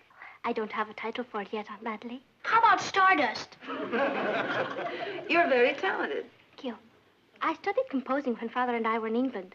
I had to give it up when he started traveling around Europe for the newspaper. Have you heard from him this week? I got a letter this morning. He's in Bombay. Happy afternoon, everybody, dear. Richard's taking you ice skating Saturday. How did you know? I'm psychic. He chose you over a sports car? He's sick. How'd you like to be a test pilot in a rat trap factory? Boy, when I grow 6 more inches, am I gonna get you? Sibling. How did you get Richard to change his mind? I wrote something for him. A check. Ross, don't you have homework to do? No, I want to stay here. I gotta learn to protect myself from girls. Ross. Bye. I'm going. What did you write? A poem. You didn't. How does it go? You know, just like any other poem. Well, let's hear it. All right.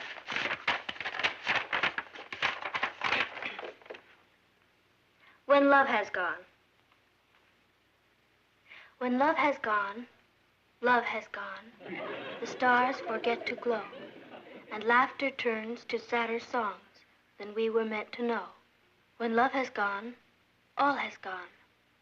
Skies cry bitter rain for all the lovers who have kissed and will not kiss again. That's beautiful. Patty, I'm really impressed. It was nothing. Either you have literary talent or you haven't. Before we have to take off like a herd of turtles, I'd like to remind you that this is the final week of the Jimmy Dean Songwriting Contest, and your entries have to be in before, or postmarked before midnight Friday. And I will sing the winning song next week on the show. Now, the winners gets a $100 cash prize, and his song will be published. So get him in here, and we'll thank the heck out of you. All right? Good. Here's Richard. I'll be home early. Bye. Enjoy yourself.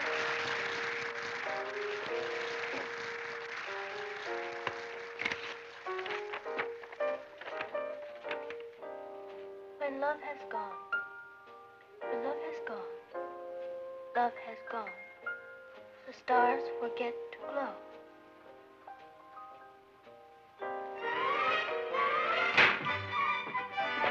Good night, Patty. Aren't you coming in? I can't. I promised my father I'd be home early. My uncle's visiting us, and I have to spend some time with him. And I haven't finished my geometry. Dad's out. Why don't we have a sandwich?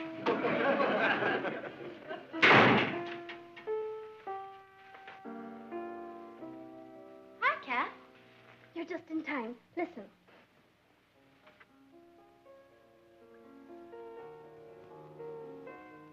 When love has gone, love has gone, the stars forget to go. She's playing my song.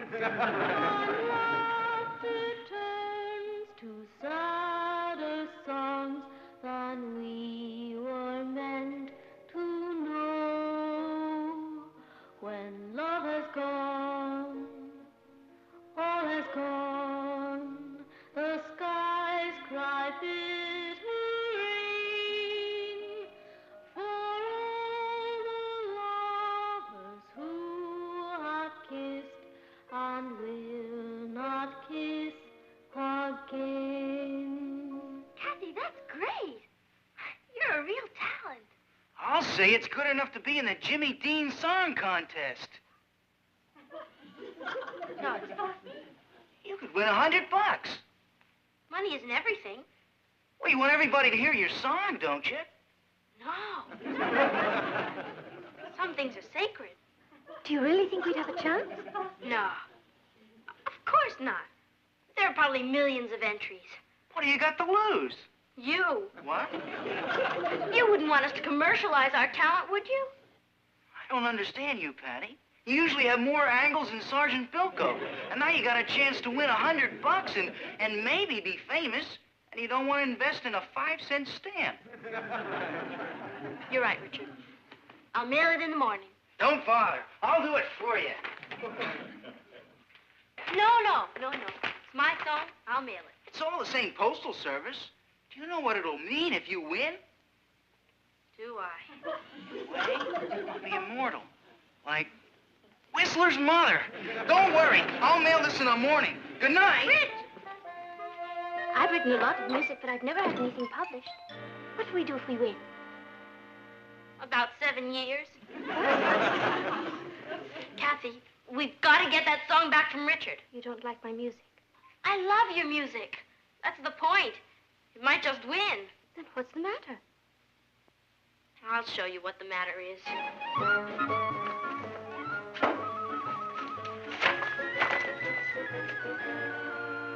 When love has gone, love has gone. Stars forget. Patty, someone's stolen your poem. Boy, you really love me, don't you? I stole it. Patty, how could you? With my crooked little pencil, that's how could I. But I only did it to get Bluebeard back. I didn't expect it to go in any contest. Now do you see why we can't enter it? You know what they can do to you for plagiarism? No. Neither do I, and I don't want to find out. But we'll just have to tell Richard the truth. Have you ever seen Sue Ellen on ice skates? If Richard takes her ice skating, I'm sunk. I know what we can do. I'll call him and tell him I've decided I don't want my music entered in the contest. Then he'll never have to know about the poem. You've done it again. We'll call him first thing in the morning. Don't take any arguments. Just tell him you want the song back. Be firm. Hello, Mr. Harrison. This is Kathy Lane. I'm sorry to bother you so early, but I have to talk to Richard. It's urgent. It's urgent. He what? Where? Oh, I see. Thank you very much. Where's Richard? He's left. So early? He told his father he had to go to the post office. What are we going to do? 7 years.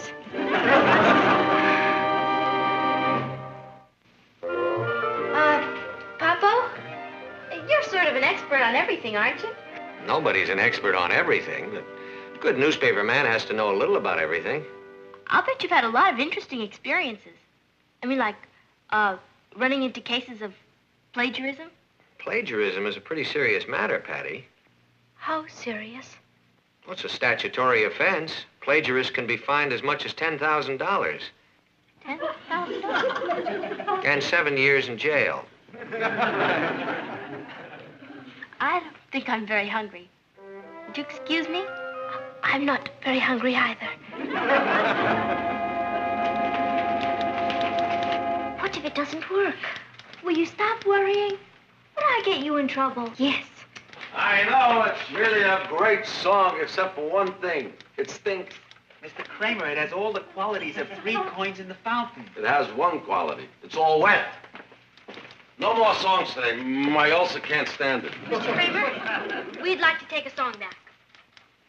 What do you mean you'd like to take a song back?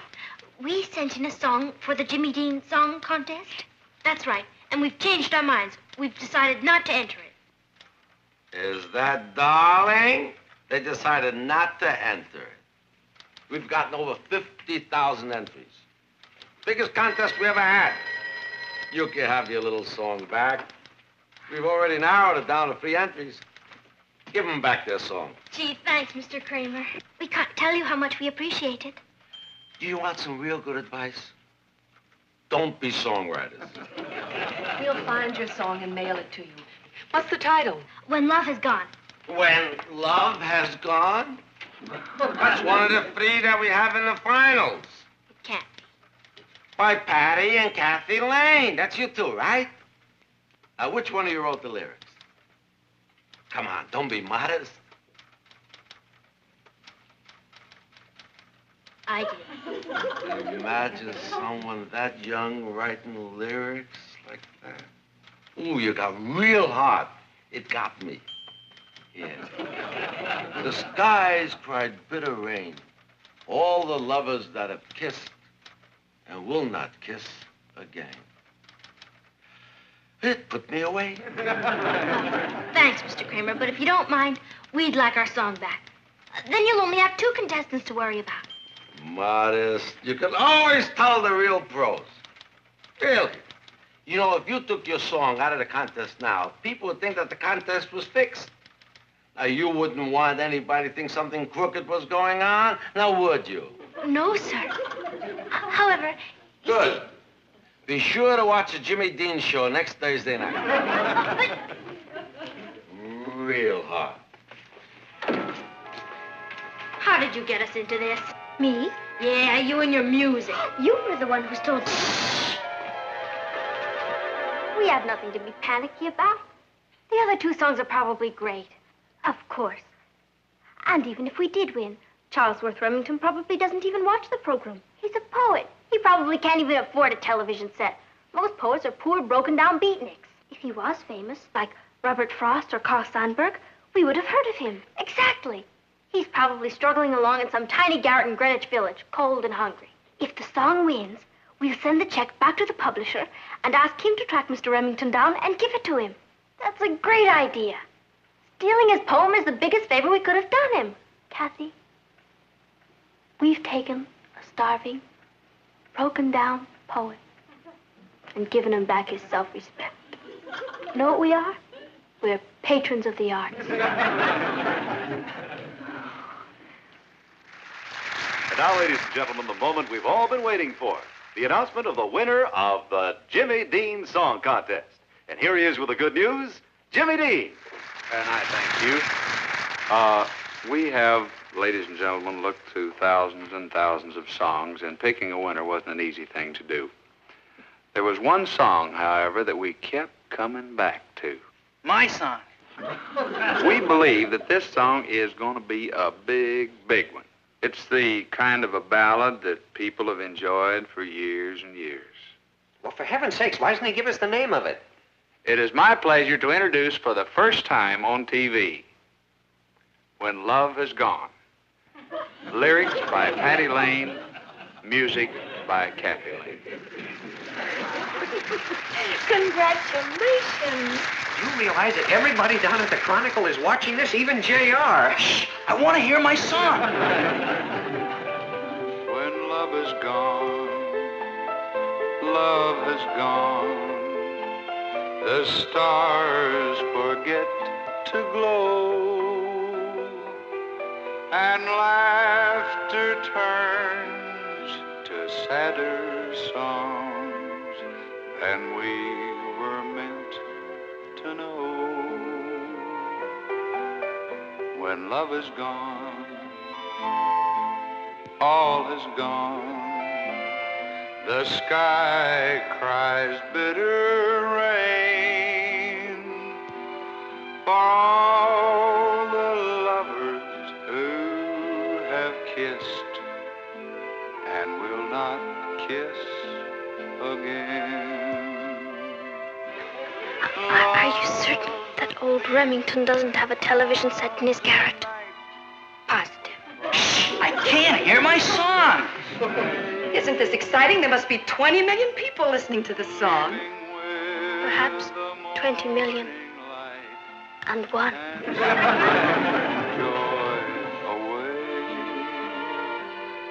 When love is gone, life is gone.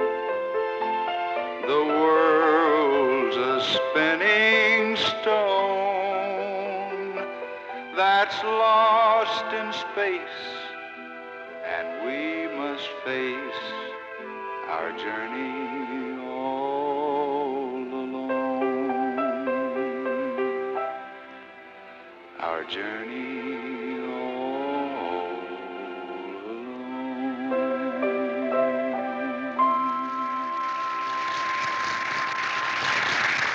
Listen to this.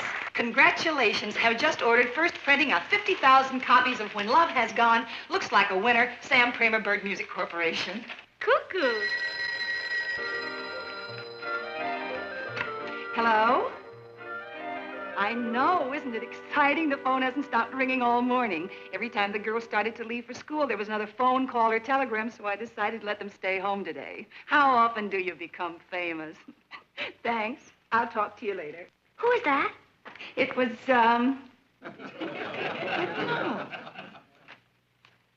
Here's an offer to do a week in Las Vegas. If you get one to go to Timbuktu, grab it. You never know when you might want to see Timbuktu. I'll get it. Hello? This is Patty Lane. It's Swing Time Magazine. They want to do a telephone interview with us. Yes? How do I work? Well, it's a matter of inspiration. I mean, either you have it or you don't. I like to work in a darkened room, facing north. Mm-hmm. Well, a lot of calls have been coming in, but I don't know if I want to make songwriting my life's work or not. Fame is so fleeting, isn't it? Well, I may do a Broadway show or two, and then I'll see. Would you like to talk to Kathy? She can't come to the phone right now. Oh, we'll be in all day. You can send the photographer out any time. Oh, thank you. Bye. Swing Time Magazine is sending out a photographer. Can I get my hair done? Of course. I don't think you have to bother. Why not? Please arrange to be home this evening at 8 o'clock. Coming to discuss very important matter. Charles Worth Remington. Who is he? Starving beatnik from Greenwich Village. Kind of collaborator.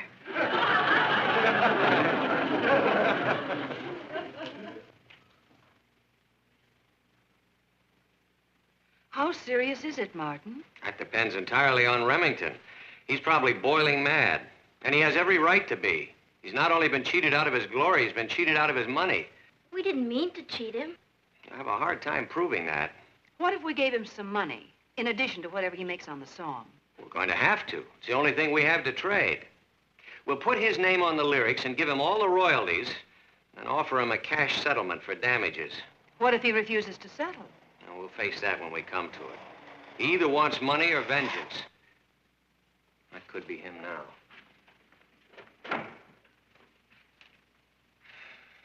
Judging by that Rolls Royce parked out there, it's vengeance. Mr. Lane, I presume? Yes? I am Charles Worth Remington. Very pleased to meet you. How do you do? Won't you come in, sir? Mr. Remington, this is my wife, Mrs. Lane, my son, Ross, How do you do? my daughter, Patty, my niece, Kathy, my dog... Mr. Remington. Won't you sit down? No, thank you. This won't take very long. I'm here about that song that was played on the Jimmy Dean show last night. Yes, we know. You also know who wrote the words to it? Yes, sir. You did. That is correct. 25 years ago. It was all my fault. Kathy had nothing to do with it. I'm just as guilty as she is. I'm an accessory after the fact. It was all my idea. Just let me handle this. Now, we are fully prepared to make any restitution you ask, Mr. Remington. Restitution for what happened last night? We'll do anything. You already have. You can say that again. I wrote that poem to a girl called Alice. She was the love of my life. We'd had a quarrel, and I wrote the poem to show her how I really felt about her. It got lost in the mail. Of course, I didn't know that. When I didn't hear from her, I assumed that she wasn't interested in me any longer, so I left the country. I went to Australia, where I started a sheep ranch. I became very rich, but I never forgot Alice. What I didn't know was that she finally did receive my poem. And she tried to call me to tell me that she loved me too. But of course, I had left by that time. She even had the poem published, hoping that I would see it. All these years that I've been searching for her, she's been searching for me too. We had just about given up hope of ever finding each other. When last night she heard my poem set to music. I heard it too. We both went to the television station. We met. I'm going to cry. So am I. Alice and I are leaving on a round-the-world honeymoon trip tonight. Then you're not mad at me? I owe you a great deal, young lady. I came to thank you. I told you we were doing something beautiful for someone. I can't tell you how happy you've made us all. Oh, there's just one thing. Alice thinks it was my idea to have the poem set to music, and she's very romantic. I don't like to disillusion her. I won't tell anybody. What about all the money from the song? Oh, you could do what you like with that. Well, Alice is waiting for me, so once again, thank you all. Bye. I'll see you out, Mr. Remington.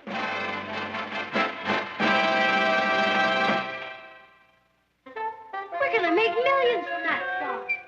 The first thing I'm gonna do with the money... To set up a scholarship. Me? A scholarship? That's right. You were the one who was worried about struggling writers starving in freezing garrets, remember? Well, this is your chance. That's a wonderful idea, Uncle Martin. Maybe it's not so bad at that. Patty Lane's scholarship. The Charles Worth Remington Scholarship. Oh. Well, what do I care?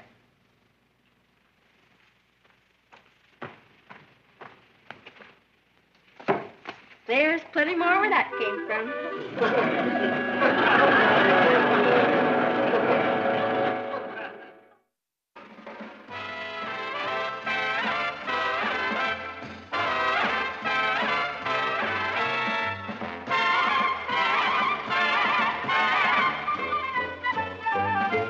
Here's Kathy, who's lived most everywhere, from Zanzibar to Berkeley Square. But Patty's only seen the sights a girl can see from Brooklyn Heights.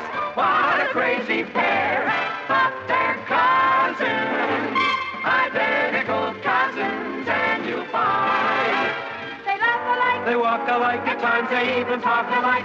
You can lose your mind when cousins are two of a kind. I saw him first. He's mine. No, he's not, Patty. He followed me home. Well, you can't keep him. I don't see why not. He doesn't belong to you. He doesn't belong to you either. Finders keepers. Natalie, Patty's trying to take away... That's not true, Mom. I brought home the cutest... Just a minute, both of you. There will be no more pets in this house. No exceptions. Where is he? I left him in the living room. You mean I left him in the living room? He came home with me. Well, he's going out with you. There he is.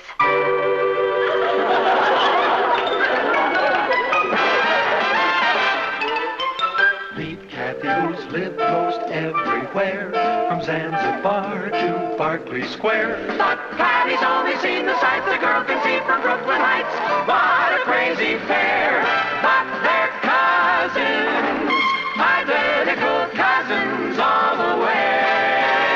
One pair of matching bookends, different as night and day.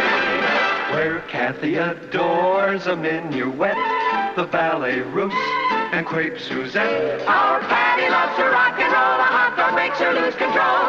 What a wild duet, still they're cousins, identical cousins, and you find they laugh alike, they walk alike, at times they even talk alike. You can lose your mind when cousins are two of a kind.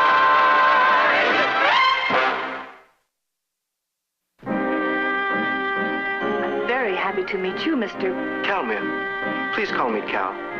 Cal is from Bukhanistan. It's near India. Well, you are very welcome here. You are most gracious. This is the first home I have ever been in. Oh, you mean in America? I mean ever. Back home, don't you live with your parents? I am an orphan. I live with my uncle. It must be wonderful to have this kind of privacy. At home, 50 of us live under one roof. 50? Sometimes more. My country is a very poor one. I came over here to learn things so that I can help my people when I return. That's beautiful. Cal is here to learn American know-how. That's one of our best exports. How do you like America so far? Very, very much. The people are so warm. I see. Oh, that must be the cleaners. Oh. This is the first money I have ever handled.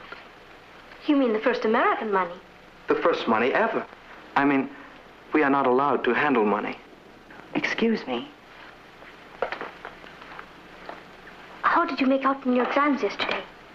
I did well in some subjects. In others, what do you say, goofed. We have a lot in common. I'm terrible in school. The most difficult subject for me is American history. We are having a test on Friday. I was hoping perhaps we could stuff together. Stuff together? Well, you know, squeeze. Oh, you mean cram? Oh, that's it, cram. I'll help you, Cal. Who's going to help you? I know more about American history than she does. She's been brought up in Europe. I've had the advantage of living in Brooklyn Heights all my life. Would you like to stay and have dinner with us, Cal? Please do. I make very good potato pancakes. I would enjoy that very much. But unfortunately, tonight I cannot. I must be with my uncle. Then come another night. You come as often as you like. I'll see you to the door. I'll walk you home. It's about time. Where did you walk him to, Bukhanistan? Cousin dear, this is a free country. As one of our great American presidents said, if you can't stand the heat, stay out of the kitchen. It's my kitchen. Cal came here today to see me. Then why did he walk home with me? Because you threw yourself at him. Maybe I did, but he caught me. I'm doing you a favor. Cal's not your type. And exactly what type is he? Well, he's dark and dreamy looking. That's my type. He needs someone who can teach him American customs. That's me. I'm as American as apple pie. Oh, and what am I? A wet crumpet. You should have heard him, Martin. He's never had any money in his life. He lives in a place with 50 people, and yet he doesn't feel one bit sorry for himself. All he kept talking about was going back to his country and helping his people. Sounds like quite a boy. He is. He's beautiful and very serious-minded. He came to this country to learn American customs. And which one of you two is helping him to learn? I am. Oh? Oh, don't look at me. I'm just the referee. Is this what they mean by the eternal triangle? I'll have to meet this boy. I didn't think the two of you were attracted to the same type. A dreamboat is a dreamboat in any language. I'd like to help him if we could. He lives with an uncle, and he didn't say much, but I get the feeling that the uncle is pretty strict with him. Well, if he has a financial problem, I might be able to get him a job on the paper after school. Could you, Uncle Martin? We'd appreciate that. Who's we? Casimir and I. I'll check and see if we have an opening for a copy boy. I could make him a loan. He couldn't afford your rates. You know something? I hope Kathy gets him. That's a terrible thing to say to your own sister. It's a silly thing to say. Why, it isn't as though Kathy and Patty are competing for him. No, of course not. No, of course not.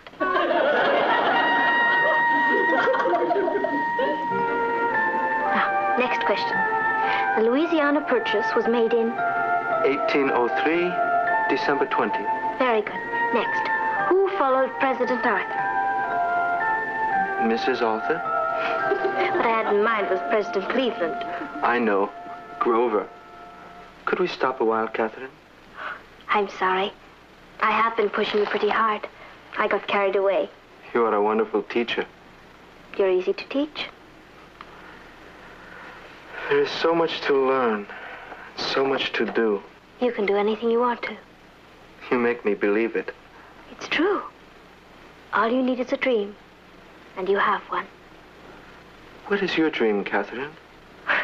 To make a chocolate souffle that won't fall. No, tell me.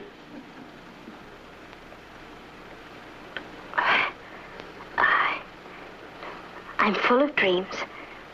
I'd like to be a teacher, or a nurse, or a scientist, and invent something to help humanity. When I was a little girl, I used to dream of doing some great deed and having a city named after me. Catherineville. It has a nice sound. My uncle would like you. Last night I told him about you. What did you tell him? It does not matter. I brought you a gift. Cal, you must never do that. But why? Is that not the custom in your country? That isn't the point. You mustn't ever spend any of your money on me. I did not spend any money on it. I had it. And I wanted very much for you to have it. Please, open it.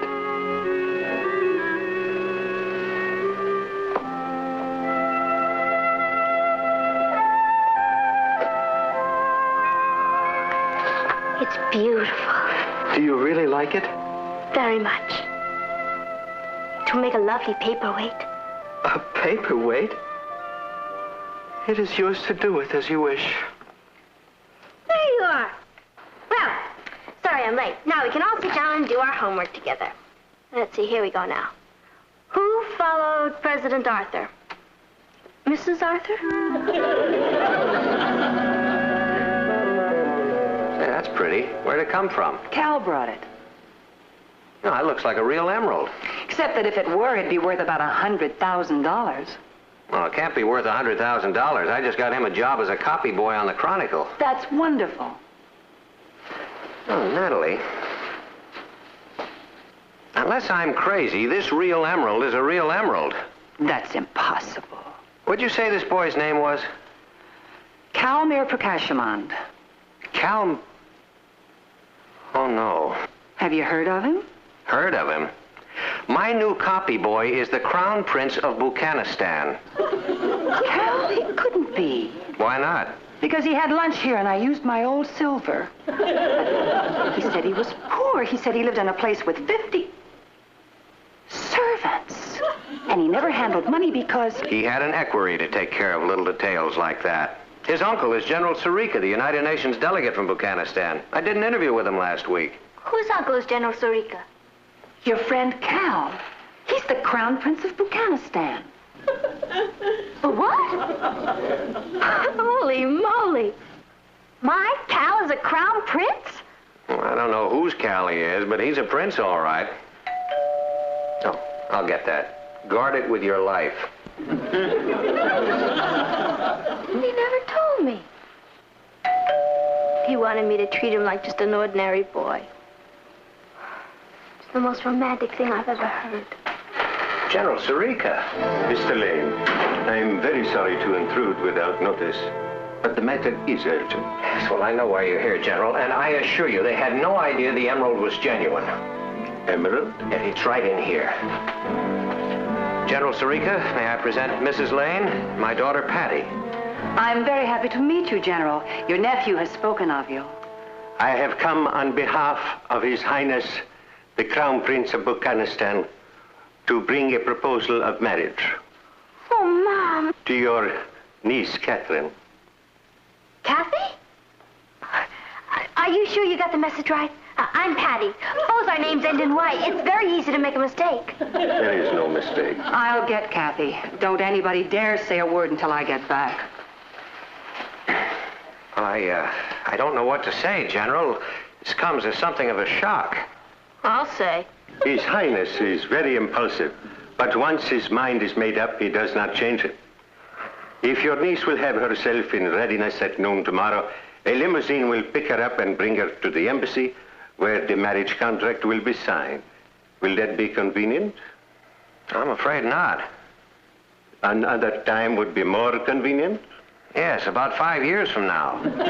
General Sirica, Kathy is 16 years old. I have pointed that out to His Highness. He said he has nothing against older women. Older?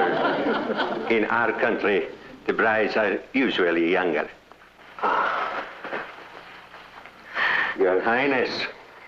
Kathy, this is General Sirica. Now, the General has come here... I know. Aunt Natalie told me. Calmer sent you. His Royal Highness has asked me to convey to you his deep feelings for you and assurances that he will do everything in his power to see to your future happiness. He said that? Well, now, this is all very flattering, and we certainly appreciate the honor, General, but your niece will be given a dowry of £1 million. She will have her own staff of servants, motor cars, a summer palace, and a winter palace. A summer palace and a winter palace? Oh, General, I'm afraid... The marriage ceremony will take place in Buchanistan in 10 days. No, it won't. Now, please tell the prince there is not going to be any ceremony. General Sirica, you must realize that American customs are a little different. But surely these customs are the same all over the world. Well, not in this case. His Royal Highness has picked the wrong girl. I mean, Kathy is not even out of high school yet. Surely you don't believe that she's going to leave her home and travel halfway around the world to live in a foreign country with the Crown Prince. Well, tell him, Kathy. Yes.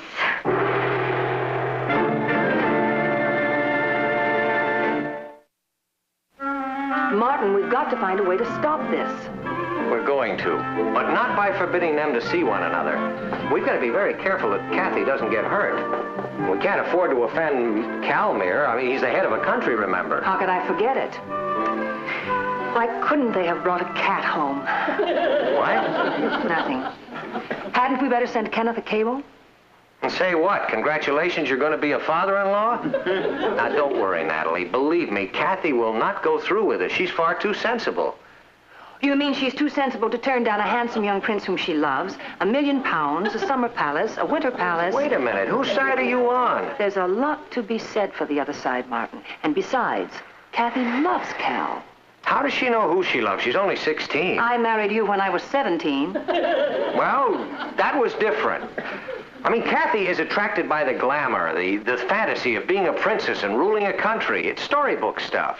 It does sound glamorous, doesn't it? Well, it's not going to sound so glamorous after I finish talking to her. I'm going to point out a few of the grim realities. She's going to be living in an underdeveloped country where there's a very high rate of poverty and living conditions are appalling. Don't worry. I'll knock that romantic little dream out of her. Oh, hello, Kath. Hello, Uncle Martin. You're home early. Yes. He has a lecture to give. I've had the most wonderful time. I've been out shopping with Calmer. Oh, what'd you buy? Matching elephants? Isn't hers? Kathy, sit down. Your Aunt Natalie and I want to talk to you. Now, Kathy, you're only 16 years old. You just can't get married and go running off to live in a country halfway around the world. I agree. You do? I told you there was nothing to worry about. I talked to Cal and his uncle about it. I'm going to sign the marriage contract now, but I have to stay here and finish school. I won't go to Buchanistan until I'm 18. Look at these books and maps Cal bought me. I want to learn everything there is to know about Buchanistan before I go over there. Well, I think I can help you. I'd like to give you a few facts about Buchanistan. Wonderful. Cal has already told me quite a bit about it. Did you know that its per capita income is one of the lowest in the world? The poverty and disease over there are incredible. And do you know what it's due to? No. Ignorance. They need schools, hospitals, roads.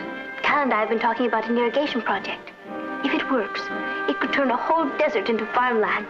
Look, we could raise the per capita income 17% in the first 2 years. Isn't that exciting? She asked you if that isn't exciting. Oh, yes, very. Where's the money coming from? Part of it is coming from me. You mean you're going to irrigate a whole desert on $5 a week? Cal is going to sell that emerald he gave me. At first he hated the idea. It's been in his family for hundreds of years. But I convinced him that unless it's put to use, it's just a worthless stone. It could feed 1,000 families for 3 years. Isn't it incredible? No one ever thought of it that way before. If you'll excuse me, I want to get some charts ready. Calmira's coming over.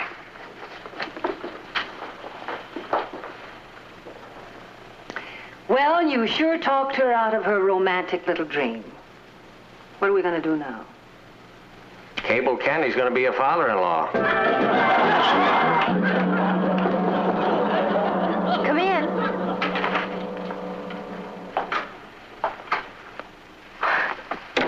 What did you knock for? It's your room, too. I didn't want to disturb you if you were working on affairs of state or anything. What? If you want me to, I'll move into Ross's room and he can sleep on the couch. Don't you want to share this room with me anymore? Sure, but... Well, when you move into the palace, I don't want you to have to tell him the last place you lived you had to share a room and bath. What are you standing at attention for? Sit down.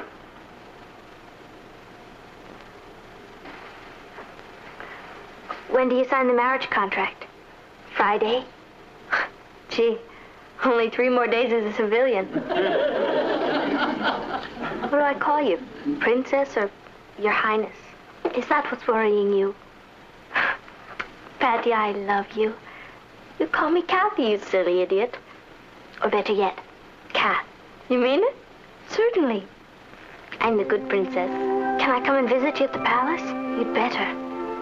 I'll be dying of homesickness. No, you won't. You'll be too busy ruling everything.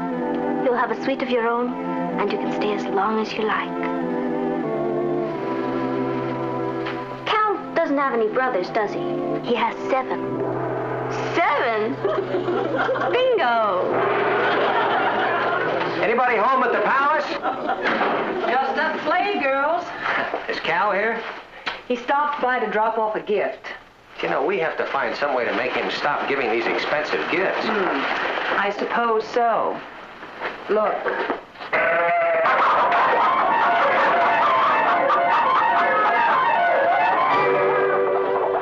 The formal signing of the marriage contract will take place at our embassy tomorrow. As a courtesy, however, we thought you would like to look up the various conditions now. Let me say it again, General. Kathy is a minor. Nothing she signs now will be binding. We understand that, Mr. Lane. It is really a premarital agreement. We would like to get this done now because my nephew must return home next week. When Catherine reaches her 18th birthday, it will become binding. Unless Kathy changes her mind. I won't. I will see to that. Now, as to the terms, it is traditional for the bride to bring to the royal family 10 water buffalo. Where am I going to find water buffalo in New York City? 50 camels. I might be able to find one at the zoo, but 50 camels? And the matter of money, the bride pays a dowry of all her worldly possessions to show her dependence upon her husband. How much money do you have? $7.25. $7.25. If you can wait until Monday, I'll have another $5. It will do. I think this covers the main points, but there are always these little difficulties with the first wife. first wife? Yes, the dowry changes in future marriages. Future marriages? What future marriages are those, General? It is a small point. In our country, a man may have as many wives as he can afford. My father had 15. Do you mean you want me to be your first wife? Of course. And that you will marry other women after me? Not right away. Not right away. This is the most outrageous...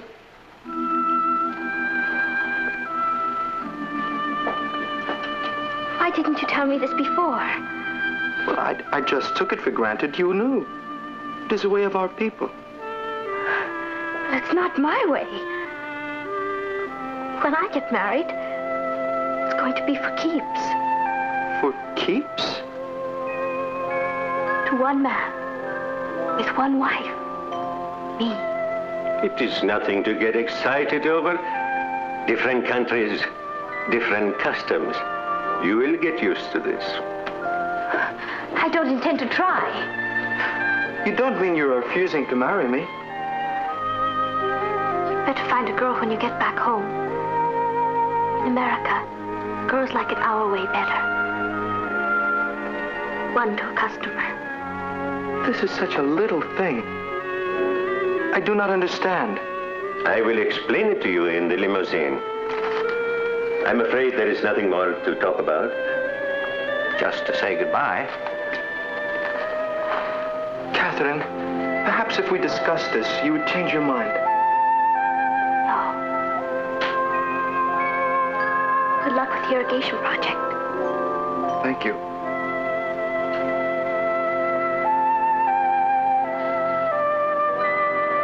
Goodbye, Catherine.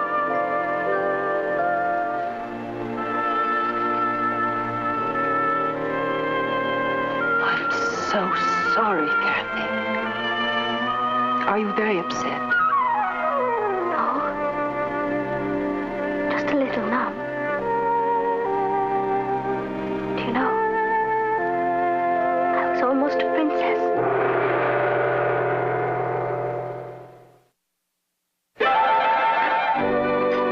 So where's Kathy? She's getting dressed. She'll be right down. Oh.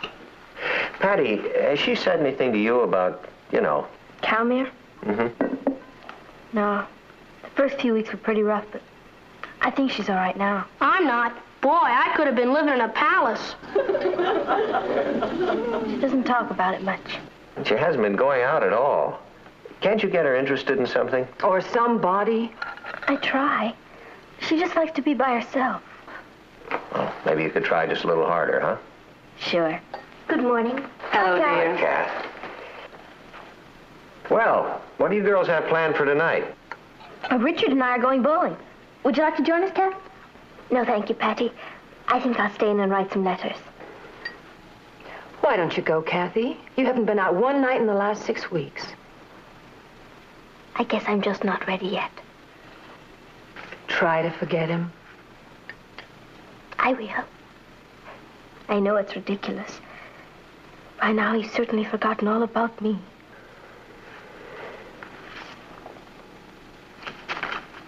Has he? From Buchanistan. What is it? Look at the postmark. It's from Catherineville.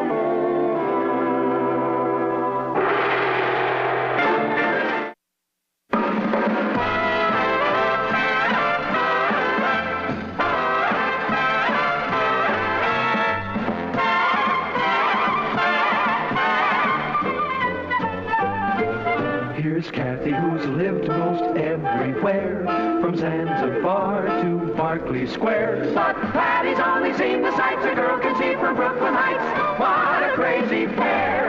But they're cousins, identical cousins, and you'll find they laugh alike, they walk alike, at times they even talk alike. You can lose your mind when cousins are two of a kind. Gee, it's going going to be exciting having Uncle Kenneth here for Christmas. Can we all go to the airport with Kathy to meet him? Of course. Hey, where is Kathy? In her room, wrapping more presents for her father. Christmas Eve will be here tomorrow. Monday the banks will let me borrow. Will you please help me out of this? Certainly, brother dear. Thank you, sister dear. Brother dear and sister dear. Those are the first civilized words they've exchanged since last Christmas. Would you see if there's another string of lights in the basement, Ross? Certainly, Mother dear. Wouldn't it be great if we had Christmas every day? I'd be bankrupt by February 1st. Here are some more presents to go into the tree, Aunt Natalie. All those? You must have spent next year's allowance on gifts for your father. I may have to float alone. I simply can't believe Father will be here tomorrow. It's been almost a year since I've seen him. In just 7 hours and 10 minutes, he'll be boarding a plane in Brussels.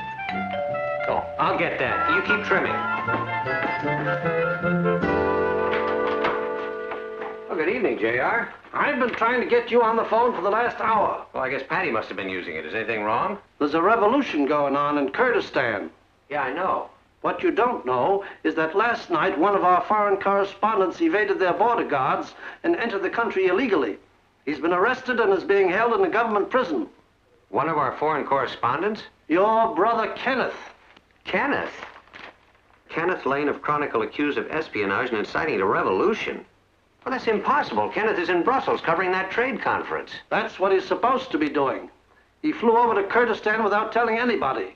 The rebel general's an old buddy of his and smuggled him into the country. Well, that's good. Is it? We're in trouble with their foreign office, our State Department, and the head of a foreign government. They've had me on the carpet all morning. I'm sorry about that, J.R., but we've got to do something about Kenneth. Yes, I intend to. If your brother Kenneth ever gets out of jail, he's fired. You're firing my brother? No. You are. Merry Christmas.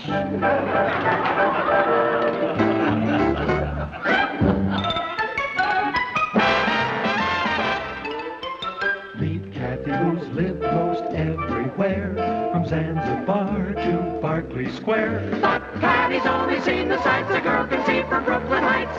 What a crazy pair! But they're cousins, identical cousins all the way. One pair of matching bouquets, different as night and day.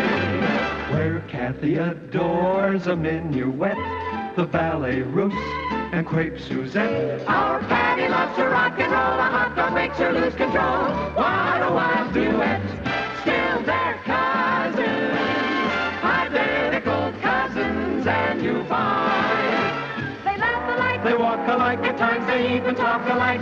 You can lose your mind when cousins are two of a kind. But Kenneth's got to be here. You've no idea how Kathy's been looking forward to spending Christmas with her father. She's been planning for this all year. I know. Well, we're going to have to tell her he's not coming. You're right. You do it. I think it would be better coming from you. You're a woman. But Kenneth's your brother. Well, he's your brother-in-law. Oh, Kath. Your Aunt Natalie wants to talk to you. I was just going down to the basement to find another star. This one's bent. Kathy. Yes, Aunt Natalie? Your Uncle Martin would like to talk to you. It's about Father, isn't it? Well, yeah, as a matter of fact, yes, it is. I've been thinking about it, too. He can only stay 1 week, and I've been trying to plan the most exciting things we can do before he goes back. It wouldn't be fair to just think about us. We should think of things that he would enjoy doing. But if he couldn't get here for Christmas, we could always do all those things later, couldn't we? I mean, whenever he did get here. Oh, he'll be here for Christmas. We've spent every Christmas of our lives together. Even when I was a little girl, after Mother died. Father would have to leave me to go to faraway places on assignments. Once I remember he was in Morocco. But no matter where he was at Christmas time, he always came back to me. On Christmas Eve, I would pull up a chair facing the front door and wait for him. And before midnight, that door would open and Father would walk in. He'll be here. Kathy. Yes, Aunt Natalie? Why don't you go find that star? Right. You handled that beautifully. I handled it beautifully. Why didn't you tell her? I couldn't. Well, neither could I. You stand some more good news? Go on. When Kenneth gets back, he's going to be fired. Fired? It's JR's orders. And guess who's going to have to do it to him? Scrooge. Martin. Didn't you tell JR it's Christmas? Sure. He does all his firing on Christmas. This is the worst Christmas of my life. Move over. What are we going to do? I'll tell you what we're not going to do. We're not going to spend Christmas Eve watching Kathy sitting in a chair in front of that door waiting for someone who's not coming. Then we're back where we were. One of us has to tell her. And now, ladies and gentlemen, Alan Miller and the news. No, we don't. Oh, Martin, she has to be told. Yeah, well, of course, but I haven't got the heart to do it, and neither do you. Well, then who's going to do it? Alan Miller. Martin, we can't do that. Good evening, ladies. Excuse me, I have to check on my plum pudding. Don't go, Kath. Excuse me. Did you want to talk to me? Well, no, but I just thought maybe you'd like to watch the news with me. The Coast Guard has ordered all small craft to take cover. Steamships are trying to move out of the path of the storm, and coastal towns are being boarded up in anticipation of the violent onslaught. Moving to news overseas. World leaders in the spirit of Christmas met today to talk of peace and to plan treaties to implement those talks. That's interesting, isn't it? Yes. I must go. My plum pudding is burning. Yeah, but the news isn't over yet. You tell me if I miss anything exciting. You're going to find a white Christmas this year, for all of Europe is shivering in the grip of a severe cold wave. Papa, do you have any thumbtacks? Oh, yeah, somewhere there. Out of revolution-torn Kurdistan comes word tonight that an American foreign correspondent, Kenneth Lane, is being held in prison on charges of espionage. The State Department denies the charge and has asked for his release. Uncle Kenneth? In Bermuda, Uncle Kenneth. Smash has ended in a... Does Kathy know? She left the room before Alan Miller got up enough nerve to tell her about it. Gee, do you want me to tell her? That's the coward's way out. No, I've got to do it myself. Maybe if I brought it up casually. Sure, like, guess who's in prison? Or, the funniest thing happened to your father on his way here to spend Christmas with you. All right, then the only way to do it is to be forthright and just get it over with. Kathy, your father was covering a revolution in Kurdistan, and they're holding him in prison over there. I know. It says he's safe and unharmed. That's right, Kathy. He is safe and unharmed. We have a lot to be thankful for. And the State Department will get him out in a week or two. So don't worry. I'm not worried, Uncle Martin. Father has been in situations like this before. Then it's all right about Christmas? Of course. He'll get here. He always spends Christmas with me. Well, there must be some way to get through. Try the embassy over there. Tell them it's a priority call. Oh, it's you. I've heard of calling person to person, but this is ridiculous. Well, I was trying to get through to our office in Rome. Eddie, look, you keep trying. Call me back when you have something. All right, thanks. I can't get any calls through to Kurdistan. Maybe the country's closed for the weekend. Is it a big country? Well, it's big enough to have a prison. Why does your brother have to be such an adventurer? Well, it takes after me. I mean, that's the way I'd be if I weren't married and didn't have a family. I'm glad you've got us. It kept you out of prison.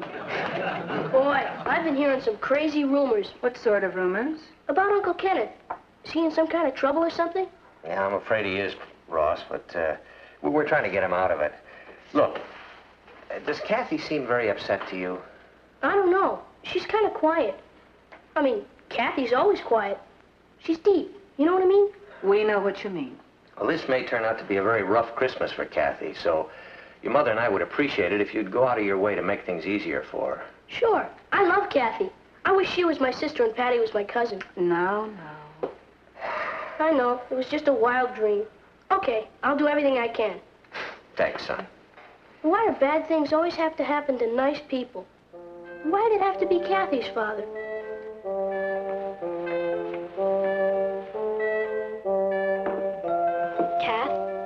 You've been sitting there for hours. Why don't you help me hang some mistletoe? There are going to be a lot of boys dropping in tomorrow. No, thank you, Patty. I want to see Father when he walks in. Kath, it's Christmas and your father's not here. It won't be Christmas for another hour. Father enjoys surprising me at the last minute. He's not even in the country. Then he's on his way. He's not on his way. Kathy, please don't do this to yourself. He's in a prison 7,000 miles away. There aren't even any planes flying out of there. I remember one Christmas, when I was 10. Father was in Tibet. I was in London with a governess. I wouldn't go to bed. I got a chair, sat in front of the door. And at 5 minutes of 12, the door opened, and he walked in.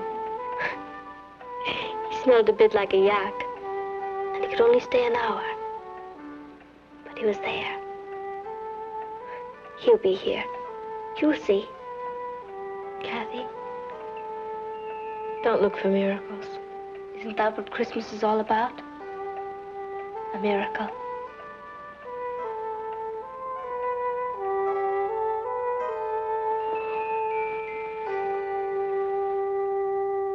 No word at all? Mom, what's going to happen to her if he doesn't show up? I don't know. I see. What about the fighting? They have. Well, listen, I'll be at home. Now, you call me here if you find out anything. Fine, thank you. It's our Rome office. There's no further news about Kenneth. Dado, Kathy said one Christmas her father came to see her for just an hour. So? What if Uncle Kenneth came tonight for just an hour? What do you mean? You and Uncle Kenneth are identical twins. Your Uncle Kenneth has a mustache. You could put on a mustache. And what good would that do? If Kathy's father walked in that door before midnight, even if it were just for a few minutes, even if he explained that he had to leave again, don't you see? She'd have a miracle. Oh, Patty, don't be ridiculous. You said yourself you and Uncle Kenneth were always fooling people. Well, we were a lot younger then. We could get away with murder. I remember there was a girl in our biology class, Harriet Olson. She hated me for some reason, but she was crazy about Ken. One night he had a date with her and he couldn't keep it, so I kept it for him. She didn't even know the difference. We had a wonderful time. Next day she hated me again. This might work, Martin? Well, this is different. I mean, I could never convince Kathy that I'm her own father. Not even for an hour? You could tell her that you have to take the next plane back to Kurdistan, and before she knows what's hit her, you've gone. Well, who got me out of jail and flew me over here? Friendly Martians? You could tell her that the rebel general was a friend of yours and let you escape. And an old Air Force buddy gave you a lift to New York. Well, you mean like this? You see, Kathy, this old Air Force buddy of... no, wait a minute now. You see, Kathy, this... He calls her Kit Kat. Oh, yeah. You see, Kit Kat, this old Air Force buddy of mine flew me over here after I broke out of jail. Oh, boy. Kathy is too bright a girl to believe that. Now, it's out of the question. Oh, you couldn't do it for a long period of time, but for an hour? She wants to believe so much, she wouldn't even question it. Well, where am I supposed to be all this time? Down at the newspaper office. Will you try it? No, Oh, Martin, it'll break her heart if he doesn't come through that door before 12 o'clock. What do you say? Oh, I say... Where the devil am I going to find a mustache at 11:30 on Christmas Eve?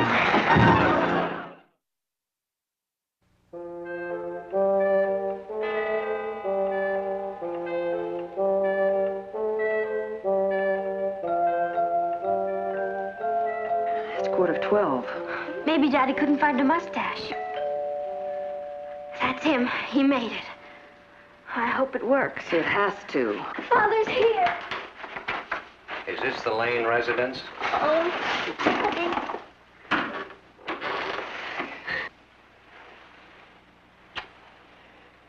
Merry Christmas, Kit Kat. Hi, Uncle Kenneth. We knew you'd make it. Hey, Patty. You've grown into a real beauty. Hello, Kenneth. Welcome. Hi, Nat. You look marvelous. So do you.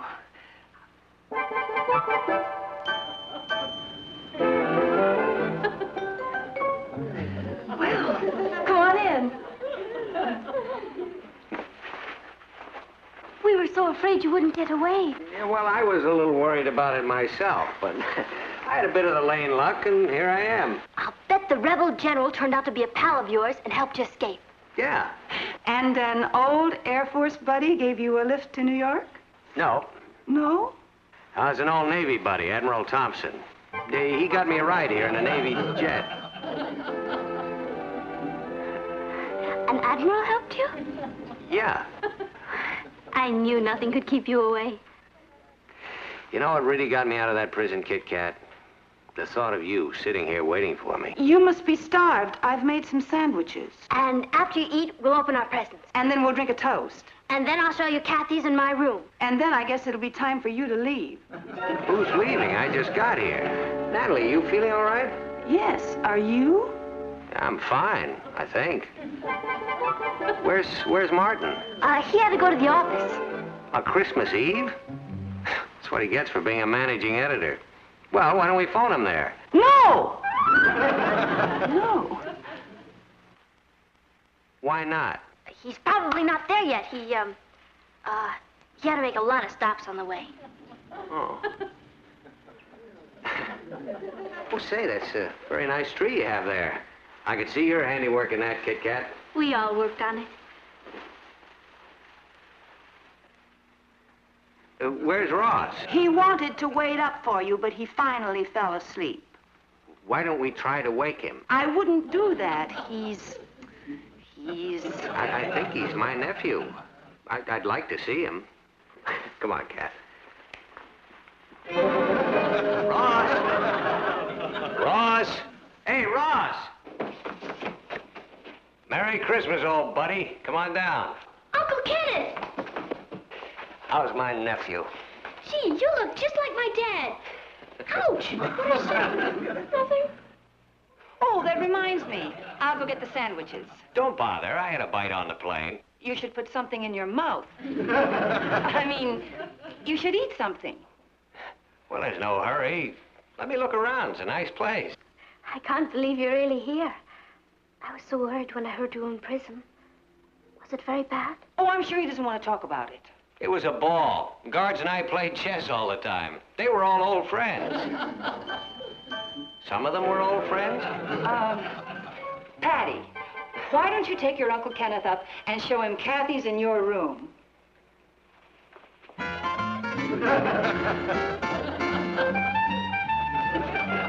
I'll be right back, Kit Kat. Doesn't Father look wonderful?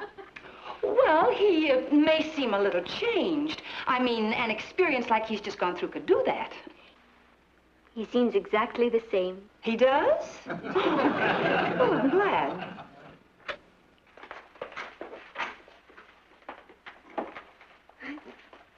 It's a nice room, Patty.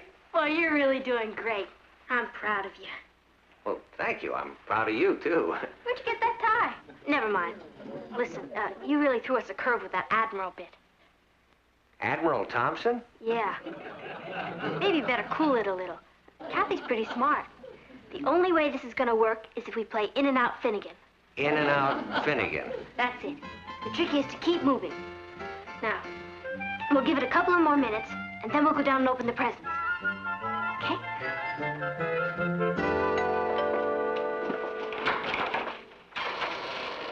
Merry Christmas, Kit Kat. I'm here.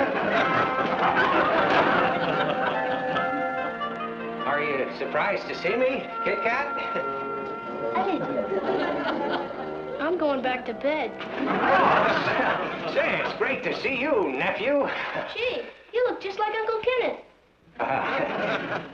Natalie, gee, you look great. Why, you haven't changed a bit. Neither of you.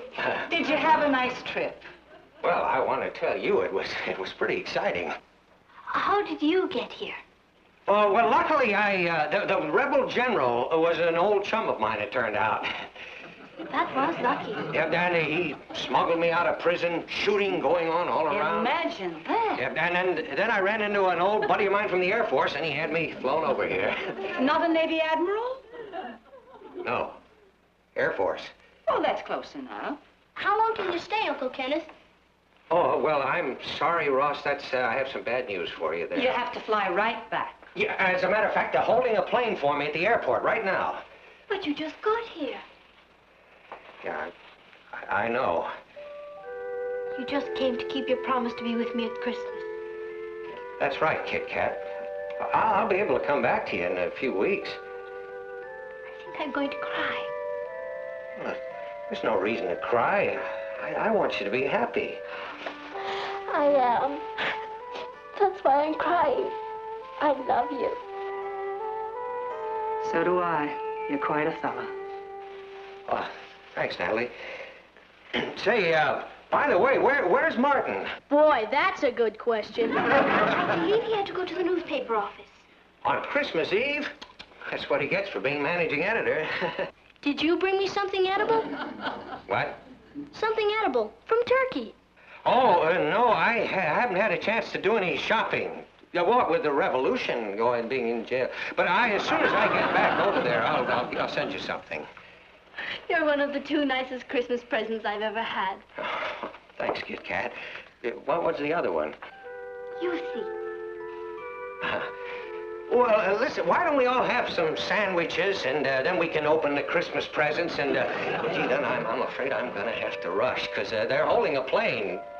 Why don't you tell them General Mazim is an old buddy of yours? Well, no, I'm afraid that, that's me. Oh, Uncle Kenneth. Welcome.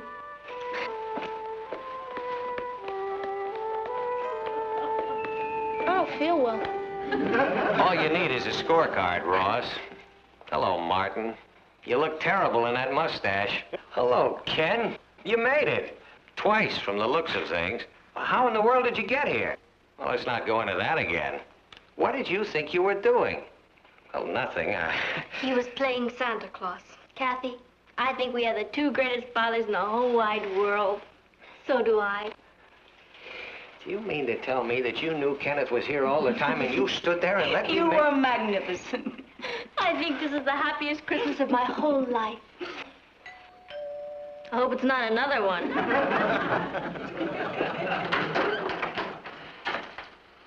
J.R. Martin, if you're masquerading as Santa Claus, you have no talent for it. It calls for a long white beard and a red suit. Well, I know. Then why are you hiding behind that scraggly bush? I'm not hiding. He was pretending to be my father. Nonsense. There isn't the faintest resemblance. Couldn't fool a goat. Well, you'd be surprised at what we used to get away with, Johnny. Kenneth, I heard you had come back. I didn't believe it. Well, you know I lead a charmed life. I couldn't believe you had nerve enough to face me. I came here to find out for myself. Didn't you get my cable? If you mean the one from Brussels, no. Brussels? Where you were assigned to cover the trade conference. Let's discuss this later, J.R. You mean to say you haven't told them yet? Told me what? JR, in 60 seconds, it's going to be Christmas. I'm not responsible for that. Martin has something to tell you. You're going to give Father a bonus. I don't think so. Tell him, Martin. Oh, I'm sorry, Ken, but you're fired. Fired? You can't fire him. It's Christmas. So it is. Merry Christmas, everybody. Did you hear that? That's terrible. Imagine firing someone on Christmas. He wouldn't do that. Or would he? Is J.R. Castle going to turn out to be the rat of the Western world? Tune in next week and we'll all find out. Bye. Merry Christmas, everybody.